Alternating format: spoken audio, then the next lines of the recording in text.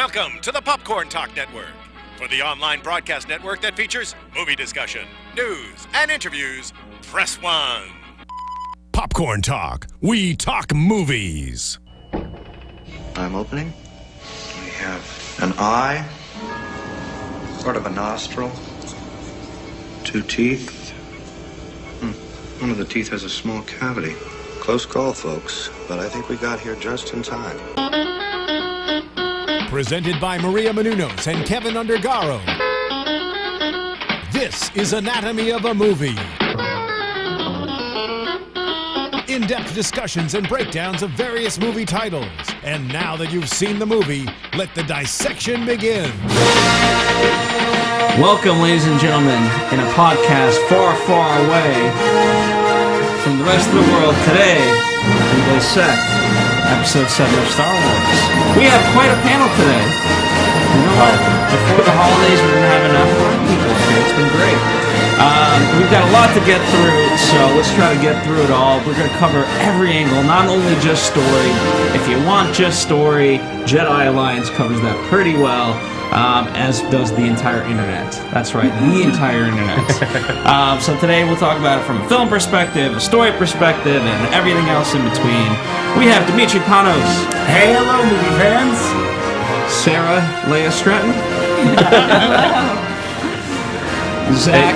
Hey guys, I'm Zach Weston. Thanks for joining us. I'm excited to talk about this movie. Darn right you are. And hello everyone, I'm Marisa Serafini. Excellent. So, brevity and what was the word I used? We'll try to be concise. And conciseness is the key words of the day. We will try to be as succinct as possible, but regardless, it's still going to be an 8-hour podcast. So strap in. Starting Get ready. now. Let's start with overall impressions, as we always do. Demetri. I have something Sara to add Stretton before. She can go first. No, I Ladies actually first. I want you to go first, but I think that part of how we should introduce our overall impressions is also our association With Star Wars. with the franchise, with how invested we are. Yeah, but Phil just started off with being succinct, and mine is No, but I think it's a reasonable place I to think start. like bullet points or along the line, so people know how invested you are, where your opinions are kind of coming from. I think. Fair enough. Okay, well, You've since got you a opened long up list. that I should probably go last then. It's a very long. My history with Star Wars goes back to my loving of Star Trek, which first got me into science fiction, and that was my, there was Star Trek Lost in Space, things like that on TV. As far as movies were going, there wasn't much out in the means of science fiction until when I started getting a little older as a pup, going to movies like Jaws and then Close Encounters of the Third Kind were really huge. But there was this movie that was brewing and coming that was reading in all of these. At the time, there's no social media, so my information in movies came from either the newspaper or genre magazines like Starlog or even a Fangoria, those kind of things. So I would always be reading about this movie called Star Wars, and when I would go to the movies, there would be a teaser, a trailer. So this movie, I couldn't wait for. As an 11-year-old. I just couldn't wait to see what this was going to be on the big screen. And all I had was publicity photos and whatever publicity that 20th Century Fox would put out. So there was no hint of like spoilers. Spoilers weren't what they are today. Like today, you can tap on any website and somebody could ruin a movie for you, even with a stupid rumor, which could end up being true. But there was none of that. It was just pure built-up excitement. And I remember the day when I went to Star Wars and seeing it, and it didn't open up near my house initially. My dad had to take me about 15 miles out. I went to a showcase in Lawrence, and I remember the theater was packed. We couldn't see the 1 o'clock show. It was sold out, and for some stupid, silly reason, here's where I'm vague. There was an usher, and I don't exactly know his motivations, but we had tickets for like the 3 o'clock show, and he said to my dad, he goes, "Hey, I found 2 seats. They're easy to get to. do you want to like come in and you can sit down? It's halfway through the movie. He goes, but you can sit down, watch the rest of the movie, and then rewatch the movie if you want. And my dad's like, come on, let's go. And so we got ushered in. We had these great seats in the aisle, so we didn't disrupt anybody. And it was the scene, and this I remember vividly. It was the scene where they're on the Millennium Falcon and they're playing holographic chess, C-3PO and Chewbacca. And my eyes must have been poached because I just sat frozen and I go to my dad, we gotta leave. He's like, what do you mean? I go, no, I gotta watch this from the beginning. And he's like, you want to get up and leave now? He goes, we can watch the beginning. I'm like, no. I like, and with everything that I knew about Star Wars, and at the time the novelization had been out. I mean, I had read. I'm like, nope, can't do it. My dad was like, okay. He got up, and I watched the rest of that showtime through swinging doors when people came up. So I saw frames of the Death Star attack or whatever, but I never saw like the whole movie. Then when the movie came, we got in, and from that opening scroll, I was like, that's it. I was riveted to the seat. So what you're saying is you love Star Wars. I love Star Wars. Well, it just changed. There was a change in movie. Like, if you look at it from a historical film standpoint, it changed. There was a change coming, starting off with things like Jaws and Close Encounters and Star Wars and then Raiders, where movies were changing to where they were feeling good. And Star Wars just hit everybody, much like this Star Wars Force Awakens. And it just changed the way people were thinking, because this was a fantasy, this was an old-fashioned damsel in distress, and you had no way other than going back to the movies to see this movie multiple times. Yeah, I saw that movie like 7 times at the theaters that summer, which at the time is unheard of because, there are other movies that come out, you're only 11. So I made my parents take me, drop me off, and I would see Star Wars as many times as I could because it wouldn't be on TV. There was no Blu-ray. So it just changed my whole movie-going experience, which led into the 80s. So coming up to this movie, Force Awakens, after the prequels, there was so much buzz. I mean, we'll talk about unprecedented in the world of cinema. The chat room is really excited for us to get to the movie itself. Yeah, no, so with Star Wars Force Awakens, there hasn't been anything like it for me since the original Star Wars. And when I saw Star Wars Force Awakens, it brought me back to being 11 years old. I love this movie.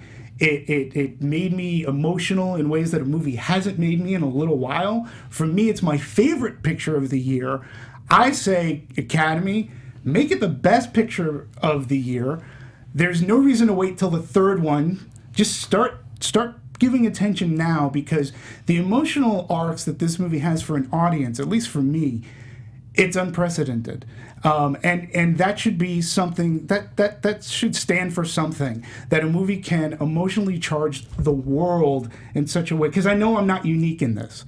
I think this movie affected people in many ways, but in a very positive way. And if a movie can do that globally, something should be said about that. So yes. I loved Force Awakens very much for its characters, for its nostalgia. Yeah. Sarah? I would say that I did not see this in theaters when I was 11, but I did get invested before the age of 11. A huge Star Wars fan. I obviously love the original. I'll deal with the prequels. I've seen them numerous amounts of times. I'm also probably familiar with about over 50% of the canon material. I read the books. I've watched Rebels. I'm not a fan of Clone Wars. Sorry. As for the movie, Force Awakens, I, too, really enjoyed it. I thought that it definitely hit my expectations. It's one of my favorite movies of the year. But I did go into Star Wars with, 2 qualifications. I was like, okay, I'm really trying not to get my expectations too high, which is difficult because this movie has been built up for years and years and years, and at least for me. And I asked for kind of 2 things. One, I wanted to see what J.J. Abrams could do with the action. I was really excited about bringing the practical effects. But Star Wars for me has always been, I'm a huge Vader fan. I love their villains. And my if this movie was going to, how it was going to rank upon my viewings of the Star Wars really depended on its villain. And I have some issues. Love the groundwork it laid out. Loved a lot of the characters, the ideas, the themes. So much of Star Wars, fantastic. But there's a couple of points that I'm kind of like, argh. All right. Yeah, for me, Star Wars is something that's just always been. I have no memory of when I saw the first two movies. It's those movies that I've just always they're in the past. I've seen them before. I remember watching Jedi on beta in my cousin's basement. That's the only thing I remember. But so it's just always been a part of my life. So going into this, I needed it to be something that honored that, but still made it something fresh and new. And I think that that's what it achieved. I love the movie. I've already seen it twice. I'm going to see it at least one more time, if not two more in the theaters. There are a couple of big plot points, and we'll get into what they are, that I thought the movie failed is a strong word, but stuff that did not land the way it was supposed to, and wasn't up to the caliber that I expected. But overall, I thought it was a Star Wars movie. More than especially episodes 1, 2, and 3. This was a Star Wars movie, imperfections and all. And that's the biggest compliment that I can pay it. All right. Marisa? I grew up loving Star Wars. I had a big family that was all into Star Wars. So my clear first memory of watching Star Wars, I can't tell you because it was just something that was always integrated into my life. I read all the new generation books when they came out. I did book reports on them. I did drawings of Star Wars. It was a big part of my childhood and my teenage years.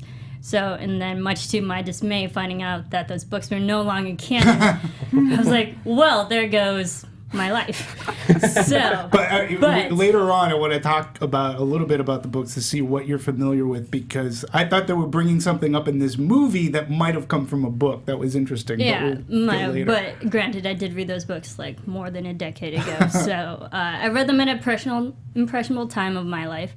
But knowing that it wasn't canon anymore, as I was upset about that, but I was also kind of happy just to see where this new film could take it. Brand new story. And I was very excited to see this because I'm now an adult watching this film, whereas the last Star Wars film, I was a teenager. Hormones, I feel so much different about movies now as an adult, and I have a deeper, more comprehensive understanding of films than I did back with the other films. So I'm really excited to talk about this. You make a great point, though, too, because viewing Star Wars as a child and viewing Star Wars as an adult, it's like two different things. Once you become a little more self-aware, so to speak, and you have a little more life experience in you, where Star Wars it can change, but you can keep those childlike inner feelings and emotions within you, but you do view it differently. I agree 100% with what you were saying. Absolutely. Yeah. I'm gonna kind of piggyback on what Zach said. I mean, for the long, there hasn't been a time in my life that I didn't know what Star Wars was in the sense of plot. Right? Mm-hmm. I always knew the plot. Everything was kind of spoiled for me, even if I didn't necessarily want it to. I mean, the whole Luke, I am your father. How many times has that been parodied? And so this was the first movie where I didn't know the plot, and that to me excited me. And I think overall they delivered. I had some problems with certain things, but I think overall I enjoyed it, and I like the fact that they succeeded in overall not spoiling much, despite so much press behind it. The fact that the community kind of came together and said, you know what, no matter who knows it or what they know, everyone's going to go and have their own experience with it. That's the thing that I was almost when the scroll popped up, the fact that the movie was based on a search for Luke, that had been nowhere in any press release. And I was pretty careful about avoiding spoilers, but that was nowhere to be found. That was the crux of the movie, and that made it so much more exciting when it kicked off. I I couldn't agree with you more on that. Oh, he's missing. This is great. The search for Luke. Yeah, but you know what else was amazing? Do you know what else was amazing about that scroll? There was nothing about Trade Federation embargoes, but it was back to what you were saying earlier. It was back to Star Wars. Star Wars at its core is a very simplistic story. It's a period of civil war. It is Luke Skywalker has vanished. That says everything you need to know, and the way the rest of that scroll goes out, they kept it simple. And we're already into the story. They blended to me nostalgia with these new characters. I thought the balance was perfect. And they wrote, to me anyways, great, smart, new characters and villains. I mean, let's talk about the script, because, I mean, it's literally Star Wars. Yeah. Beat for beat, Absolutely. Different types of scenarios. Yeah. But it is, you know, I mean, you have the Star Killer. It's one of their, which is the Star Killer, which is a reference to the original Star Wars script, where it was the first version of it was Anakin Starkiller was his name. So I like that was a cute little nice part. thing. Yeah. But it was like, and that's its biggest, like the biggest thing, like thumbs up and thumbs down about it, is that it is Star Wars.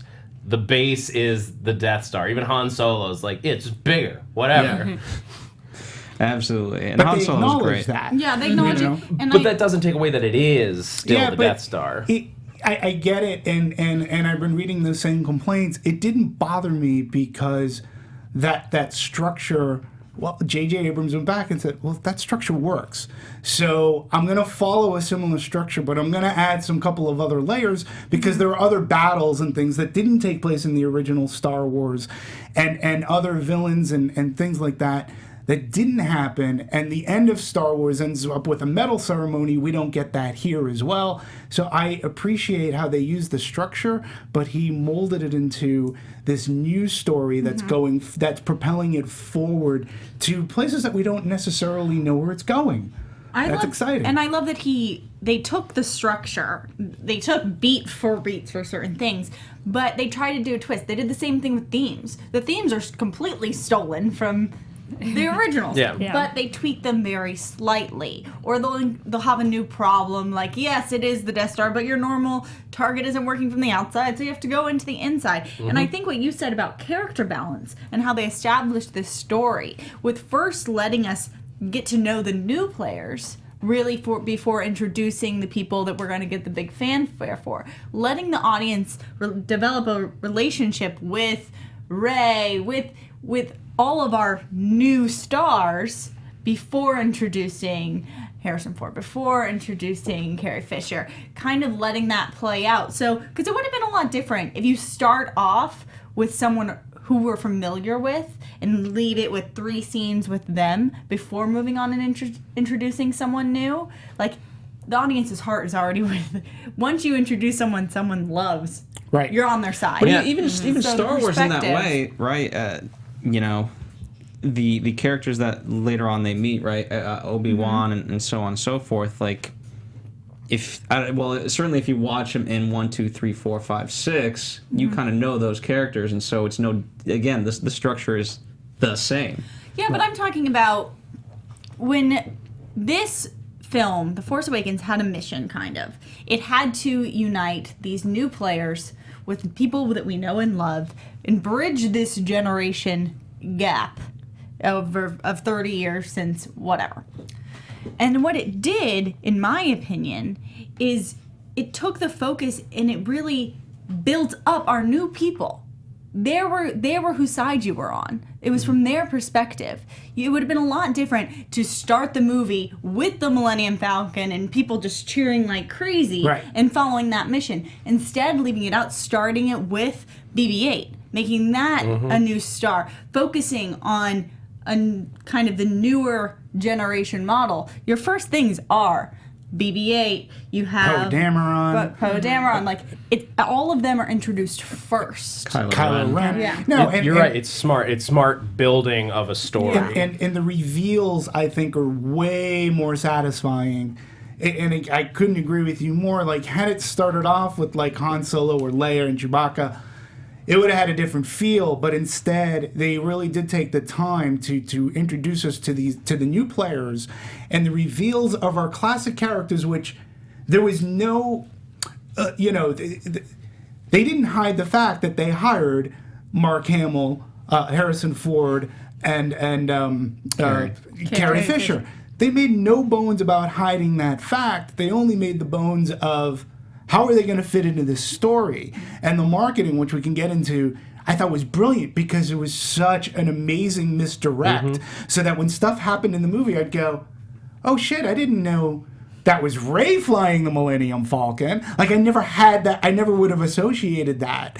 And I just thought the reveals came clever, brilliantly. They were used as punchlines. They were funny. That is a good point, though. The building of the trailers we saw a lot of them trailers, but in nothing that really ruined anything. Because you're right, the Millennium Falcon scene is the perfect example. It's like we just assumed that was Han and Chewie flying it, and it transforms even the fact that we'd already watched part of that scene. It completely is a new experience rewatching it because. Oh, now we have. It's a completely different scene. And in context. I think that's so smart, and just the structure of revealing our beloved characters already. That the loyal fans who are watching this film, they're going to stick with the movie, even learning the new people, but they're going to still keep watching just to get the reveal of the people that they already love. And I think that's really good with character development of other people and just waiting as a loyal fan to see something that you actually want. Can I throw want. a question out there to the panel and to the audience as well? Like, the line in the trailer, Chewie, we're home. Watching it in the trailer, I'm thinking, are they on Corellia? Are they on Kashyyyk? Like, I didn't think it was them first stepping onto the Millennium Falcon after 15 years. Like, I never guessed that. And so I thought that that ramp was down. They were about to walk off into a planet. So again, for me, it was a brilliant misdirect that, oh, he's saying we're home because we haven't been on the Millennium Falcon for so many years. And I was like, that's the strength of this movie. So was that the question? Well, yeah. Was I the only one who felt like when you watched it in the trailer, did you take it as them just stepping onto the Millennium Falcon for the first time? I mean, they had blasters drawn. I did. That's what I figured it was. Okay. Because that's home, like, to those characters. Yeah, it's like the internal structure of Millennium Falcon, if you look in the background, and a little bit more to that line that Harrison Ford actually said in interviews that he wanted to say I'm home in so many different ways in the delivery. And they actually went with the original scripted version, but Harrison didn't like it, so he wanted to try just different ways to see how it would affect people. And they originally just went with this scripted version. Yeah. I mean, to your question, I adamantly tried not to think of anything. Like, I was like, I'm not going to try and make any conclusions from watching this trailer. I overthought it. And I was like, no. I was like, I felt like I put up mind blocks in my mind when I watched it, so I had no idea. Yeah. But I think another strong point of this film is the foundation that they've made for kind of for the trajectory of this section, where I think a lot of questions are kind of put out there, but they don't steal, like, there isn't solid stamps of this is where things are going to go. Even so small as well, let's talk about Rey, because I mean, in many ways, you know, she's now the Luke. She could be Luke's daughter. Or not, and it's not. That's like the biggest cliffhanger. Is who is she really? There's so many cliffhangers. There's a lot of people. And it's wonderful. I want to give one shout out to the chat roll, because the chat roll was like going buzz for a while. Thank you to those of you joining us live. One person, Kal-El fan 49 says Rey might be Obi-Wan's granddaughter. Okay. Which would be an interesting twist, because like the fact that they establish her as like this very Force-sensitive character, which we know it can be something that you don't have to be descendant from like a known Jedi or anything like that, but it certainly helps. And it would fit with if you're following a Star Wars trajectory, this is A New Hope, then we get a big parentage reveal at the end of Episode 8. Well, there is, but I like that it's just left up for discussion. Yeah. Like, to that point. Like, they put in tons of things. Yes, there's the pilot doll and the helmet and all of these things that could be clues, but I like that there's this is who everyone is. And it comes to her character origins, it comes to, as a female character, the fact that she doesn't kiss anyone in this movie. To me, I really like that. Nor do they even really give her a romantic interest. Like, Finn and her are... Well, we could... Yeah. we could. I mean, I want to discuss it her relationship with Finn, but like, it's not treated as like they're goo-goo-eyed for each other. It's not treated like they're set in stone. Like, you can see that relationship progressing in a manner of ways. And that's what's interesting. I'm not saying that they're blocking Rey off from any type of intimate connection. I'm just saying that they've left it open that can develop into a relationship. That was can a good develop friendship. into a friendship. Like, it's just so many things are left with potential. Yeah, instead I'll of bet them you that- trying to like be like, this is love and this is whose parent it is and these are all of our character relationships in movie number 1. Like, I'm glad that it kind of left things ambiguous. And that's a great thing too, because going back to those criticisms of the people who say that there's too much beat for beat like the original Star Wars, the main schism between Star Wars and Force Awakens is Star Wars itself, A New Hope, is it's a standalone movie. It has a beginning, a middle, and a definitive end. The heroes win, they get their medals. Yes, you can make sequels after it, but it does have a beginning, a middle, and end. There's really not too much mystery that the movie doesn't explain. It explains the Force. It explains Obi-Wan Kenobi and Luke Skywalker, and you can make tons of stories after that. This one has mystery. Like, we're introduced to Max von Sydow, like, who we don't even really know who he is. And again, with Rey, we don't know much of her background, other than her parents were taken away. So there's these, Poe Dameron, who I know is in one of the comic books, the recent canon comic books. We meet his mom and dad, which is interesting, but we don't know too much, so that by the time we get to the end, and that wonderful scene with Rey holding out the hero's lightsaber to Luke, so good. It was just amazing way to end, and you just know that, again, if the writers continue to be smart, they're going to take us to places that Star Wars should have taken us. Like, we should have forgone the prequel. You want to go forward, and now we're gonna learn more about Kylo Ren. More about Finn. And so that's, to me, the strength of this movie that goes above and beyond it just being a copy of Star Wars. What I liked about this movie, Kylo Ren, he wasn't like Darth Vader. Darth Vader was so confident, and there was nothing wrong with him.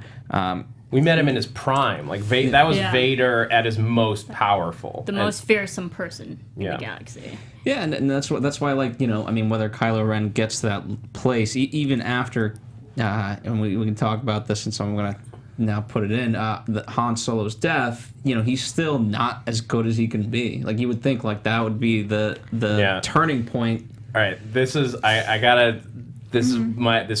for me, the low point of the movie, quality-wise, and I'm going to say it because I'm very curious to hear your guys' reactions and you guys that are listening. I did not feel Han Solo's death. It was not a big emotional moment for me, as much as it should have been. It should have been devastating, and it just sort of happened. I think part of the problem comes from that we could see it coming. Like, the instant he starts walking towards Kylo Ren, it's like, okay. I mean, even before then. Yeah, but it just within that scene, like, before the movie, I could even tell you, like, there's a good chance, like, somebody from our main original cast is gonna die. Just logistically, it makes sense. But in that scene, like, we know it's gonna happen here, so it didn't surprise me. And there's just no emotional weight to it. And I think it's because Kylo Ren or Ben, as he's called, which was a nice touch. Because it's Harrison's real son. Harrison's real son, Ben Kenobi. Yeah. Also in the... Oh, continue. Yeah. Sorry. No. But we didn't get to know them together. We don't know what they had. If we'd seen that at one point when he was a really young kid, that they had this loving bond and these two were really attached, and then he fell away from him, and this is him trying to get him back, like, that would have made it more emotional. Or if we just understood why they'd had a falling out. We don't know what happened that made him hate his dad. And because of that, I just couldn't connect to the scene and the characters the same way. I think Kylo Ren's a great villain, and there's a lot of potential room for that to grow, but it took away from what should have been the most emotionally devastating moment in Star Wars. Right. Yeah, I think the thing is, like, and not to reiterate every single point that you said, but it's the audience, didn't have enough screen time between them to see a chemistry, to see any type of relationship other than the info that they gave to us, revealed to us that they are just related, there was a falling out. We, the audience, don't know what happened. And so there's already a disconnect between those two characters. And had they been connected more emotionally, had they had more time to actually bond and have the audience love them together, then we would have felt something more when the death actually happened. Mm-hmm. And when he was walking, Han Solo was walking close, within reaching distance of Kylo Ren. I was like, no, you're way too close to that lightsaber. And so I saw it coming. I think when people were watching it, saw it coming. But as you were saying, the emotional attachment wasn't there enough for us to actually feel it. See, and I disagree with both. I disagree because, okay, number one, it's Han Solo. So Han Solo, to me, I already have an emotional attachment to Han Solo. And we can go into the history. I have this great thing, because this I remember vividly. We can go into the history of Harrison Ford's relationship with Han Solo. And we'll do that a little bit later. But Han Solo, I already had an emotional attachment to. I think that they explained just enough for the audience to get that this Kylo Ren, or Ben Solo, had ways in the Force, and that Luke Skywalker, I mean, they said this, Luke Skywalker was training him and some other folks to be Jedi, and Kylo Ren went dark. But not 100% dark. He just wasn't, even according to J.J. Abrams, he found out about his granddad, Darth Vader, and there was something about where he wanted to follow Darth Vader, not necessarily Anakin Skywalker, and finish what he may have started or where Darth Vader was going. So he wanted to, so for me, him going dark and, number one, forcing Luke into seclusion and leaving. Obviously, Han and Leia believe that they had lost a son. Also, they also mentioned that this new villain character, this Snoke It's character. pronounced two different ways in the movies. One person calls it Snoke, and one person calls it Snook. And then there's like a point where they seem to like have kind of ADR'd over Harrison Ford the second time he says it to kind of make it seem like Snoke. Like, it's, or could it be the accent? We'll just go with Snoke. It's funny. Listen to it. The second time Harrison Ford says Snoke's name, it's like, no, like it sounds really. I mean, funny. Harrison Ford, this is the most coherent he's been in a movie in a number of years. So if they had to do it on one word, I'm okay.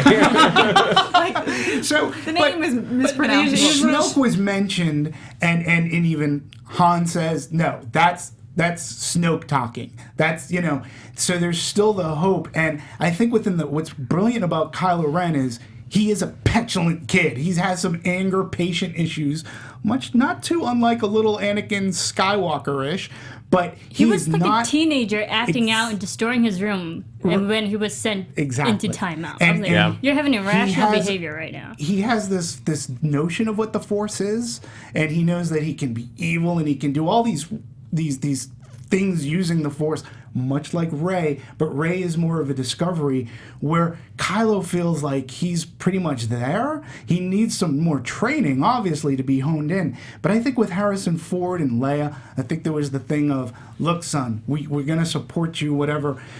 To me, it came as, it wasn't so much of a surprise. This was a very Han Solo-centric Star Wars. And I don't know, there just came a point where, knowing the history of Harrison Ford and this character, I just went to the person I was with the first time going, hey, I don't think he's going to make it to the end of this. I think something's going to happen well before we got to that point.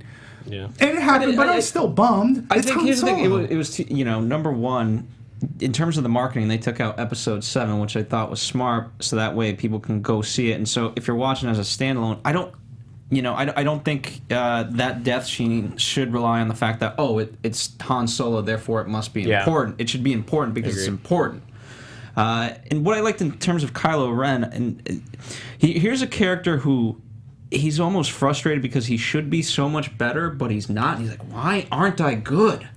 He's not good as in like good values, right. but good at the dark side of the Force. And maybe that's honestly like, because that like really what I was trying to figure out is like, because people in the chat are saying like, oh, he says throughout the movie that he's a bad dad, but why? I need to know, because we like Han Solo, we love him as a person, so we can't imagine him being a bad father. I mean, I could see it happening, but I need to know what he did wrong. Maybe it's as simple as Kylo Ren blames Han Solo for the death of Vader. Well, not the death of Vader, but his lower Force abilities. Because Han Solo is not Force sensitive, so even with the power of the from the Skywalker side of his family, that may be why he's not as powerful as Vader or Luke are. Is that it's diluted by Han Solo, and he irrationally blames his father for that fact.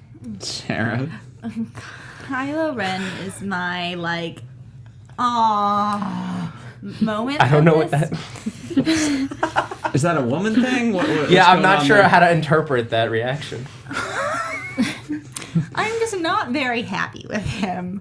I don't really like his character. I do and I don't. As you mentioned, he's not at full force that Darth Vader was, and that bothered me. I felt like no matter what, he was going to lose. I felt that in the end, showing Rey's abilities, I understand he was wounded, but the level that he's at just seemed lower than other people in the film, that I expect him to lose. On top of that, in constant scenes, he's not belittled by the people around him, but in our introduction, it started with a joke. It started with, well, should you talk, should I talk? They make the kind of the diss of him wearing the helmet. He's just, I don't completely fear him. And I really wanted to fear the villain. I really did. And then on top of that, I'm kind of confused what his level is. Because on one hand, you're showing me a flashback in which I take that him and his knights just massacred countless bodies, which makes me believe that he had the strength and the power to kill all of these people and to harness these other knights, which makes me think that he should be kind of like the pinnacle or the highest level of evil. If he can do that, if he's been able to master these people, then I expect him to be further along his course to the dark side. Here's instead a of having question. These light issues and he's so moody. Here's a dumb question. What makes the dark side better than the light? Well, it's that when you give yourself over to the dark side, it allows you to use the abilities that are more powerful. Like Force Lightning is an attack. It's an evil tool that the light side, that the Jedis generally don't use because it causes pain.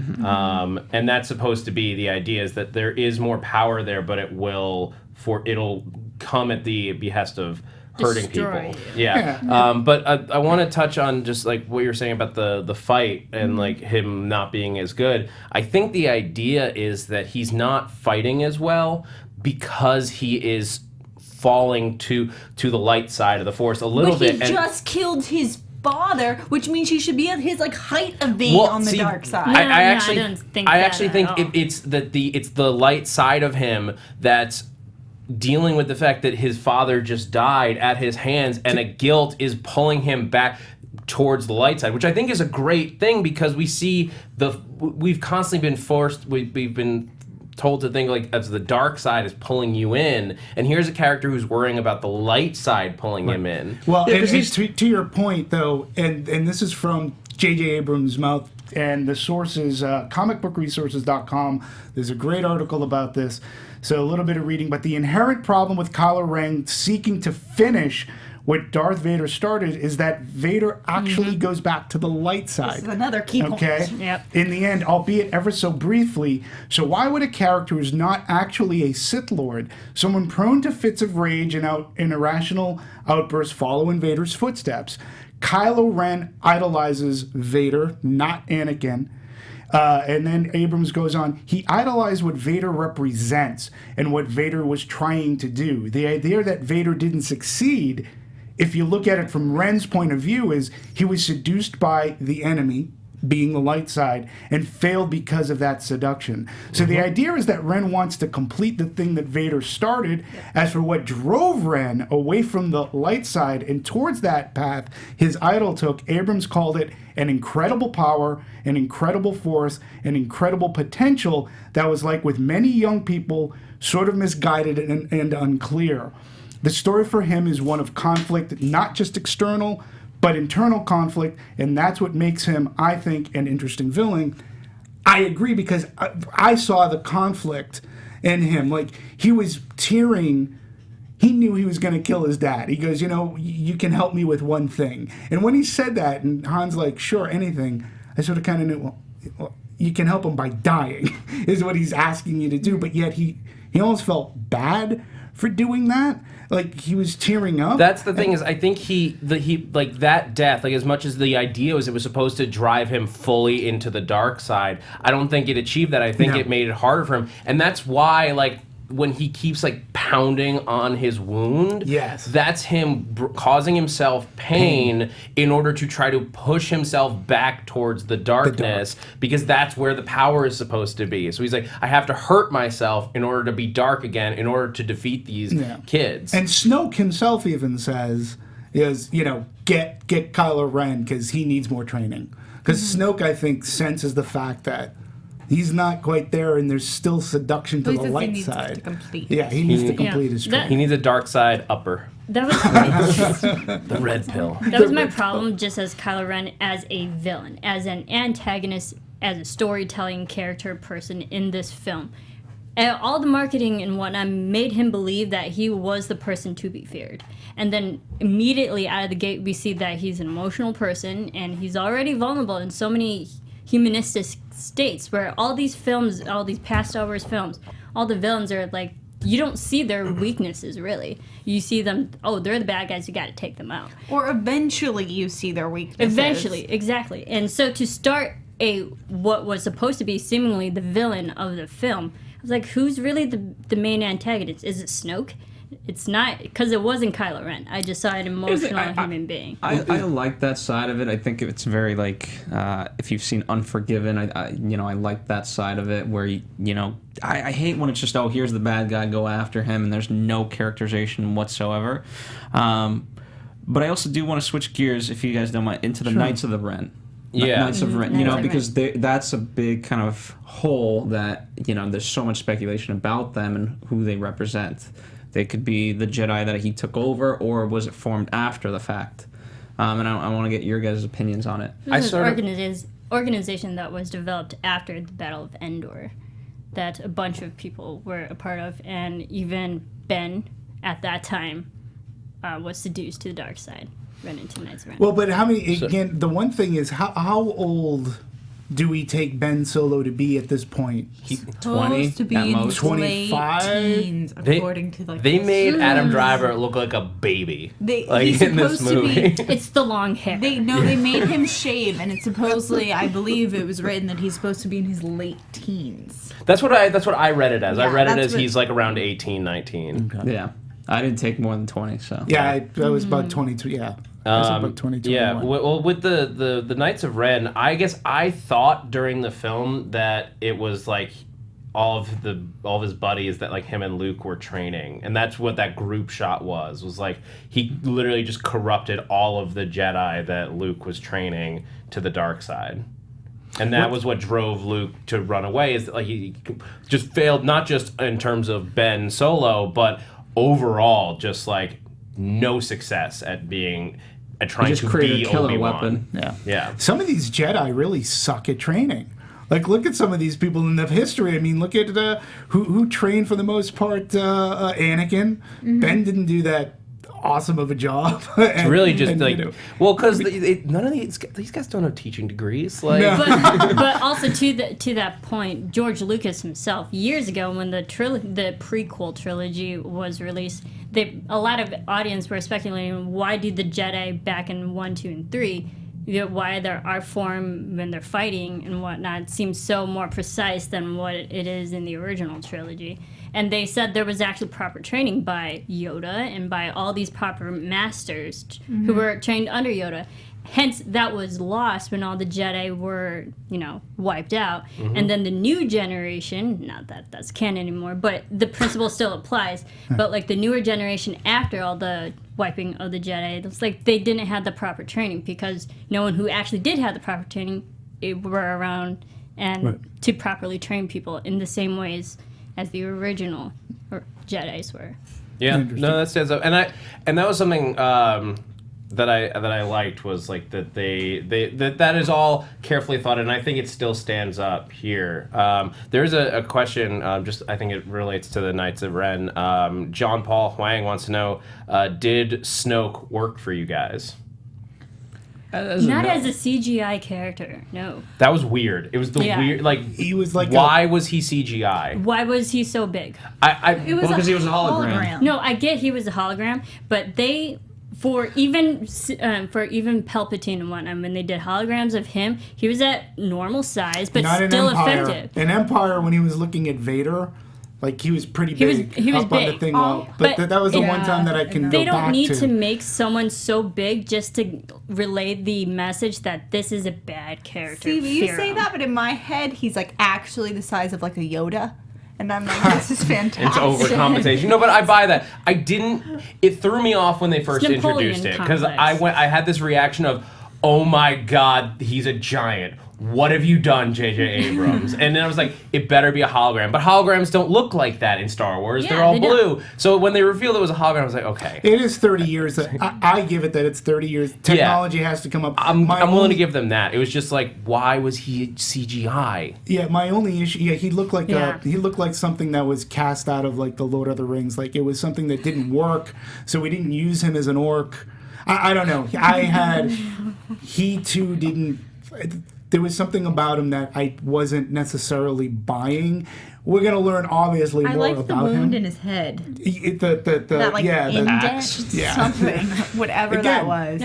He was an orc that just didn't make it. It was to Lord of too the Rings. off-putting for an introduction of a villain. I don't know if it was too off-putting for me, but I see what you're In saying. my personal opinion, Yeah. it was a big reveal that didn't have to be so big. What's the chat about the Knights of Ren? I mean, some of these people, listen, they study this. So is there any chat about what people think about the Knights of He's Ren? gonna have to go through like. Well, the eye says the Knights are a bad version of the Seven Samurai. Okay. And there is one thing that I appreciate about this movie is it felt like the original trilogy, and that there are moments where it feels like an old Kurosawa movie, like the fight in the woods where they're cutting down trees with swords, like that's straight out of samurai films. Well, but the great thing about that was Star Wars kept the lightsaber fights, the original trilogy. So Star Wars, Empire Strikes Back, Return of the Jedi. The lightsaber battles were pretty like fencing. There was like one-on-one. They were very grueling. It wasn't like a bunch of armies and a lot of CG that we had to. I liked how they reined I just didn't in. like the camera for the most part. You had long takes of it. Yeah. Right? It didn't cut 800 times, and they weren't doing flips and this and that. Yes. The suspense was in them literally oftentimes walking towards each other rather than having to slash and like. And there were inexperienced people doing it. I mean, the mere fact that Finn can pick up a lightsaber and start hacking and slashing without really any knowledge. Well, he has no knowledge of the Force that we're aware of. I mean, that I like who used too. the Force? That's not how it works. I think that speaking of that and that element, the fact that I don't want to say let Finn use the lightsaber in this, but having a character kind of.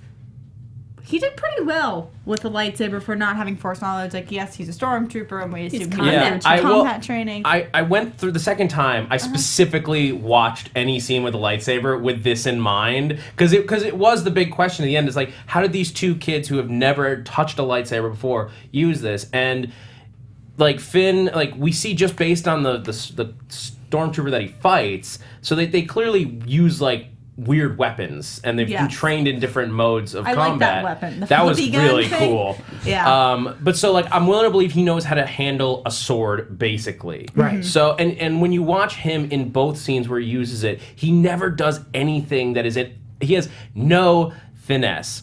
But he doesn't. He's just like swinging it like a baseball bat at him, and he gets a lucky shot in at one point on a guy who's injured and, like I was saying before, I think is struggling with the light side and the dark side tearing him in two different directions. And in the case of Rey, we see her at the very beginning of the film. She knows how to fight, so it's. And at first, she as well is not really doing very well. She's backing up more than anything else. She runs away a lot. She's using strategy more than, like, she's cutting down trees to get in his way and, like, trying to jump over things. Like, she's not fighting the same way. When she gives into the Force in that one moment on the edge of the cliff, it's more than a that's moment. When it, like, continues. I just mean from that moment on, like, that's when she starts to be able to use she does get a little bit more, like, Force type stuff where she's, like, jumping around. But again, we've already seen that she has those abilities. It's just with the lightsaber. Right. The lightsabers looked great. They did. And they again, actually illuminated. Yeah, no, they were awesome. And again, it's no... Finn using a lightsaber is no different than watching some kid who just got a brand new lightsaber at Disneyland and he's swinging it around. Like, they were inexperienced people, and the fact that Kylo Ren obviously has more experience, but he too didn't have great form. He didn't have great form. That's a great way to put it. You're right. Not to discount what Kylo Ren's capable of in fighting, but as we know, in the older generation of Jedis, the ones who are actually properly trained, there are different types of forms of fighting. Sure. And I couldn't tell what Kylo Ren was. He was just hacking away as well. For the most part, yeah. But that also goes to show just that no one's really properly trained anymore. Talk about, because you said they're actually illuminated. Mm-hmm. So again, technology changes, like what the lightsaber was in 77 and even through those sequels. Yeah. I mean, it was just a rod with filament that they would shine light on and then later animate. So what's the difference today in The Force Awakens? Well, John Boyega said in interviews and whatnot, during filming, he would actually have the hilt with the illuminated lightsaber. And he said it was heavy and it was hard to move around, but it illuminated so bright that, like, they purposely used it to light his face in certain ways for the cameras. Oh, that's awesome. I was like, they were able to use it, and it would reflect off both, and it just really improved the shooting. There was that great shadows. scene, the red and the blue. When yes. Yeah. That was really well done. They used, in terms of cinematography, they used the colors, I think, effectively. If at times, like in the Han scene, in the death scene, like, they literally, like, had the light fade out. They literally faded the light from him before he murdered his father. Mm-hmm. Yeah. I thought in terms of look, I thought it did a really fantastic job. Amazing. Mm-hmm. Speaking of look, a big part of I guess J.J. Abrams' vision for this and what they publicized about and used in marketing was their return to practical effects. Yeah. Mm-hmm. And how that they really wanted to bring that element of the originals to this movie. And a big center of that was BB-8. There's been a lot of press about BB-8 being actually built, functioning. Puppeteer. That I was so surprised when I've heard seen, like, footage and then they announced, like, oh yeah, he's a practical effect. My mind was blown. Well, see, they did this great. So we didn't have the fancy Sphero toys yet, so it was still magic. The Star Wars celebration that took place earlier this year, I think Disney did something that was brilliant. The major panel which kicked off the celebration was Abrams, Kathleen Kennedy, and cast came out, both old and new. And for me, the one that just I was slack-jawed was because they brought out R2-D2 and C-3PO, right? But then BB-8 rolled out on screen, and at that time I had, like, you see the trailer with him, like, I think we're just conditioned to automatically go, oh, he's CG, but it looks really cool. When he rolled out on the stage and was interacting with people, I was like, holy shit, he's real! How do I get him? I'm like, that is amazing. And then Sphero, to their credit, they made a live working, usable, like, BB-8, and they used those techniques. Some BB-8 fun facts, like, they actually had about 7 BB-8s. Some of them were puppeteer, some of them were on a trike. and the other ones they would use as BB-8 was real to roll and such, and then some were CGI. But they had to digitally take out some strings and whatnot and the puppeteers. But he's great about what technology is today. That people had a passion for making robots, and that's how they got the job. Well, what's so impressive about Created him. BB-8 is not just like the technology around it, but the fact that he was a fully formed character. Absolutely. I would say almost as much, if not more, than R2-D2. I mean, in A New Hope. thumbs up flame. The thumb. Oh my That's god! One of the best Amazing. moments. Lost it. Yeah. Lost it with Every the theater, thumbs I'm up. sure. Because it's so dumb, but so brilliant at the same time. But It's not dumb at all. It's awesome. Yeah, I thought I think it the was- great I thing thought it with was great. BB-8, because we've seen with all these droids in all the movies, they tend to be clunky and they're slow moving. I mean, C-3PO, hello, and even R2-D2 had his limitations and whatnot until he could fly, but. Just droids in general, they were clunky. And then when we first saw BB-8 in the trailer and whatnot, any previews of him, you saw him, he's fast moving, he completely different, like different colors than what we see in your droid. It's already a character that kids can love and audience can grow attached to. I liked everyone was like, faster, BB-8, faster! He's like, I'm rolling, Sure. I'm rolling with doing the best. But not to take away, look, R2-D2 and C-3PO in their day too were technological. Like they had actual droids, and Kenny Baker, who played R2-D2 to give a little bit of personality to and to walk. Yes, they were clunky, but again, the first time, in a sense, you can say that the Star Wars movies, the original trilogy, like they're the movie that the audience sees this adventure. They're the eyes for the audience because they're almost in every major thing that happens, and they were like the Mutt and Jeff or the Laurel and Hardy of Star Wars, and to see, I'll put it to you this way: the first time you see Star Wars, and when they're being sold to Luke Skywalker and his uncle there, when Red gets chosen over R2-D2 and he starts rolling out, you're like, no, it's got to be R2-D2. It's like you can't leave him behind. And when he pops his motivator, you're like, oh, R2-D2's coming back. Like when you feel bad that a droid is not going to be coming on and R2's like going, you got to take me. That wins. They make it with BB-8 because 30 years later, you got to figure the technology is better. But his mannerisms were just amazing. And you could see that he and R2 could be the best buddies. Yeah, Yeah. I was gonna say I really like the relationship they had even between BB-8 and R2. It was At like- the end, that was a nice nod. it was sort of like Kylo Ren to Darth Vader. He's like looking up to him like, I love you, R2. I want to be you one day. When I grow up, I want to be R2-D2. But it was like they did little things like the moment when BB-8 is like having to try to decide like, who do I like, Rey or Finn? Like he's like looking back and forth. Like I don't know what to do. It was great. It was just, but it was like it would also just like they made this a character who had wants and decisions. He was loyal. Like when he sees Poe, he's like, I don't care who I'm knocking over. Right. I see my buddy. I'm going to my buddy. Yeah. And I think to add to that, it's also BB-8 had human motions to it, like the swiveling of a head, the extension of an arm. There's already human connections to it. And he was so much of a character that, catch this, he was actually wrapped out. Like BB-8 was when BB-8 was done with filming, he was actually wrapped out as a human actress would be in a thing. And the robots, like when they wrapped him out in his final day of shooting, the people who created him, they came out, everybody was like clapping for BB-8. He said he lifted him up over his head. And like, you're right, he became a fully formed character and will forever be that. Whether he's in a Star Wars movie or as a Sphero thing, he will always be a fully formed character. It was a really, really nice addition. We'd already talked about Snoke. We've other new characters. I'm blanking on a name. Maz. Maz. I was like, Maz, it's not. Maz. Maz.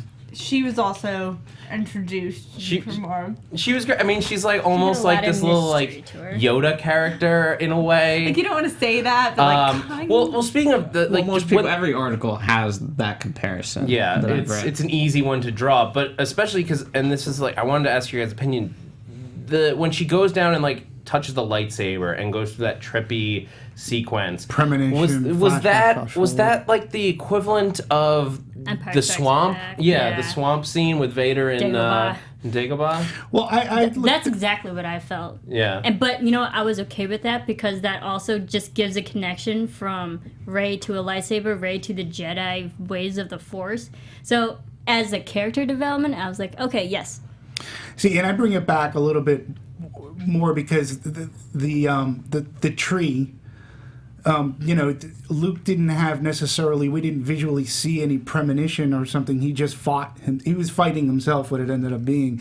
I do go back to I have to go back a bit to the prequels because there were scenes in which we saw Anakin having flash forwards and seeing certain things of the future, or and then we learn also in Empire that the Force can muddle up the past, the present, and the future, and sometimes it's hard to discern.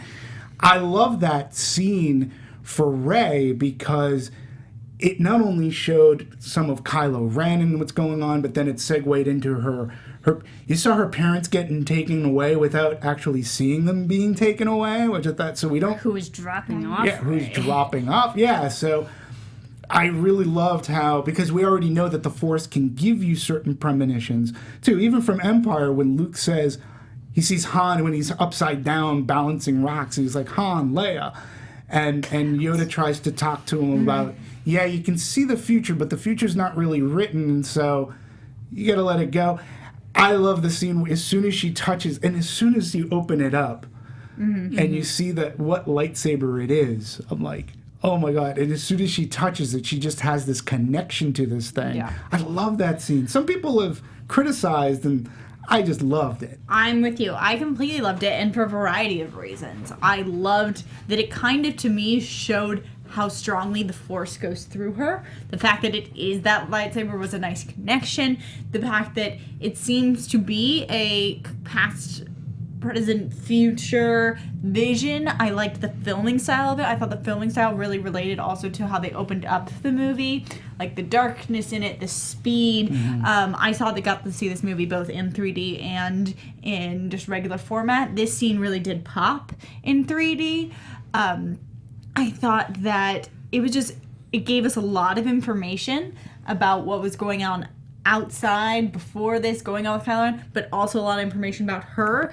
Quickly, interestingly, I was a huge fan of just that portion. Like, they did so much. Yeah. And so... Yeah. And again, it was the blending of nostalgia with creating something new on top of it. So we're not just... This is what's brilliant, too. Force Awakens does not rely, it doesn't hang its hat on nostalgia only. No. We saw some other movies like Jurassic World really hangs its hat up on nostalgia a lot.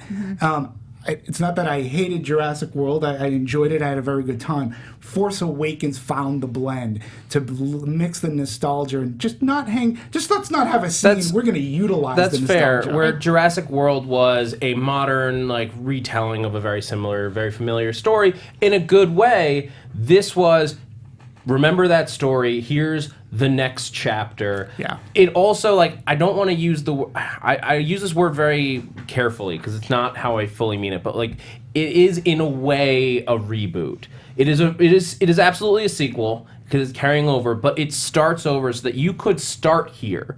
You could begin your Star Wars experience with this movie and still be okay and still get a understand what's lot of the happening. themes. Yeah. Phil, the other I day don't you get- had a word.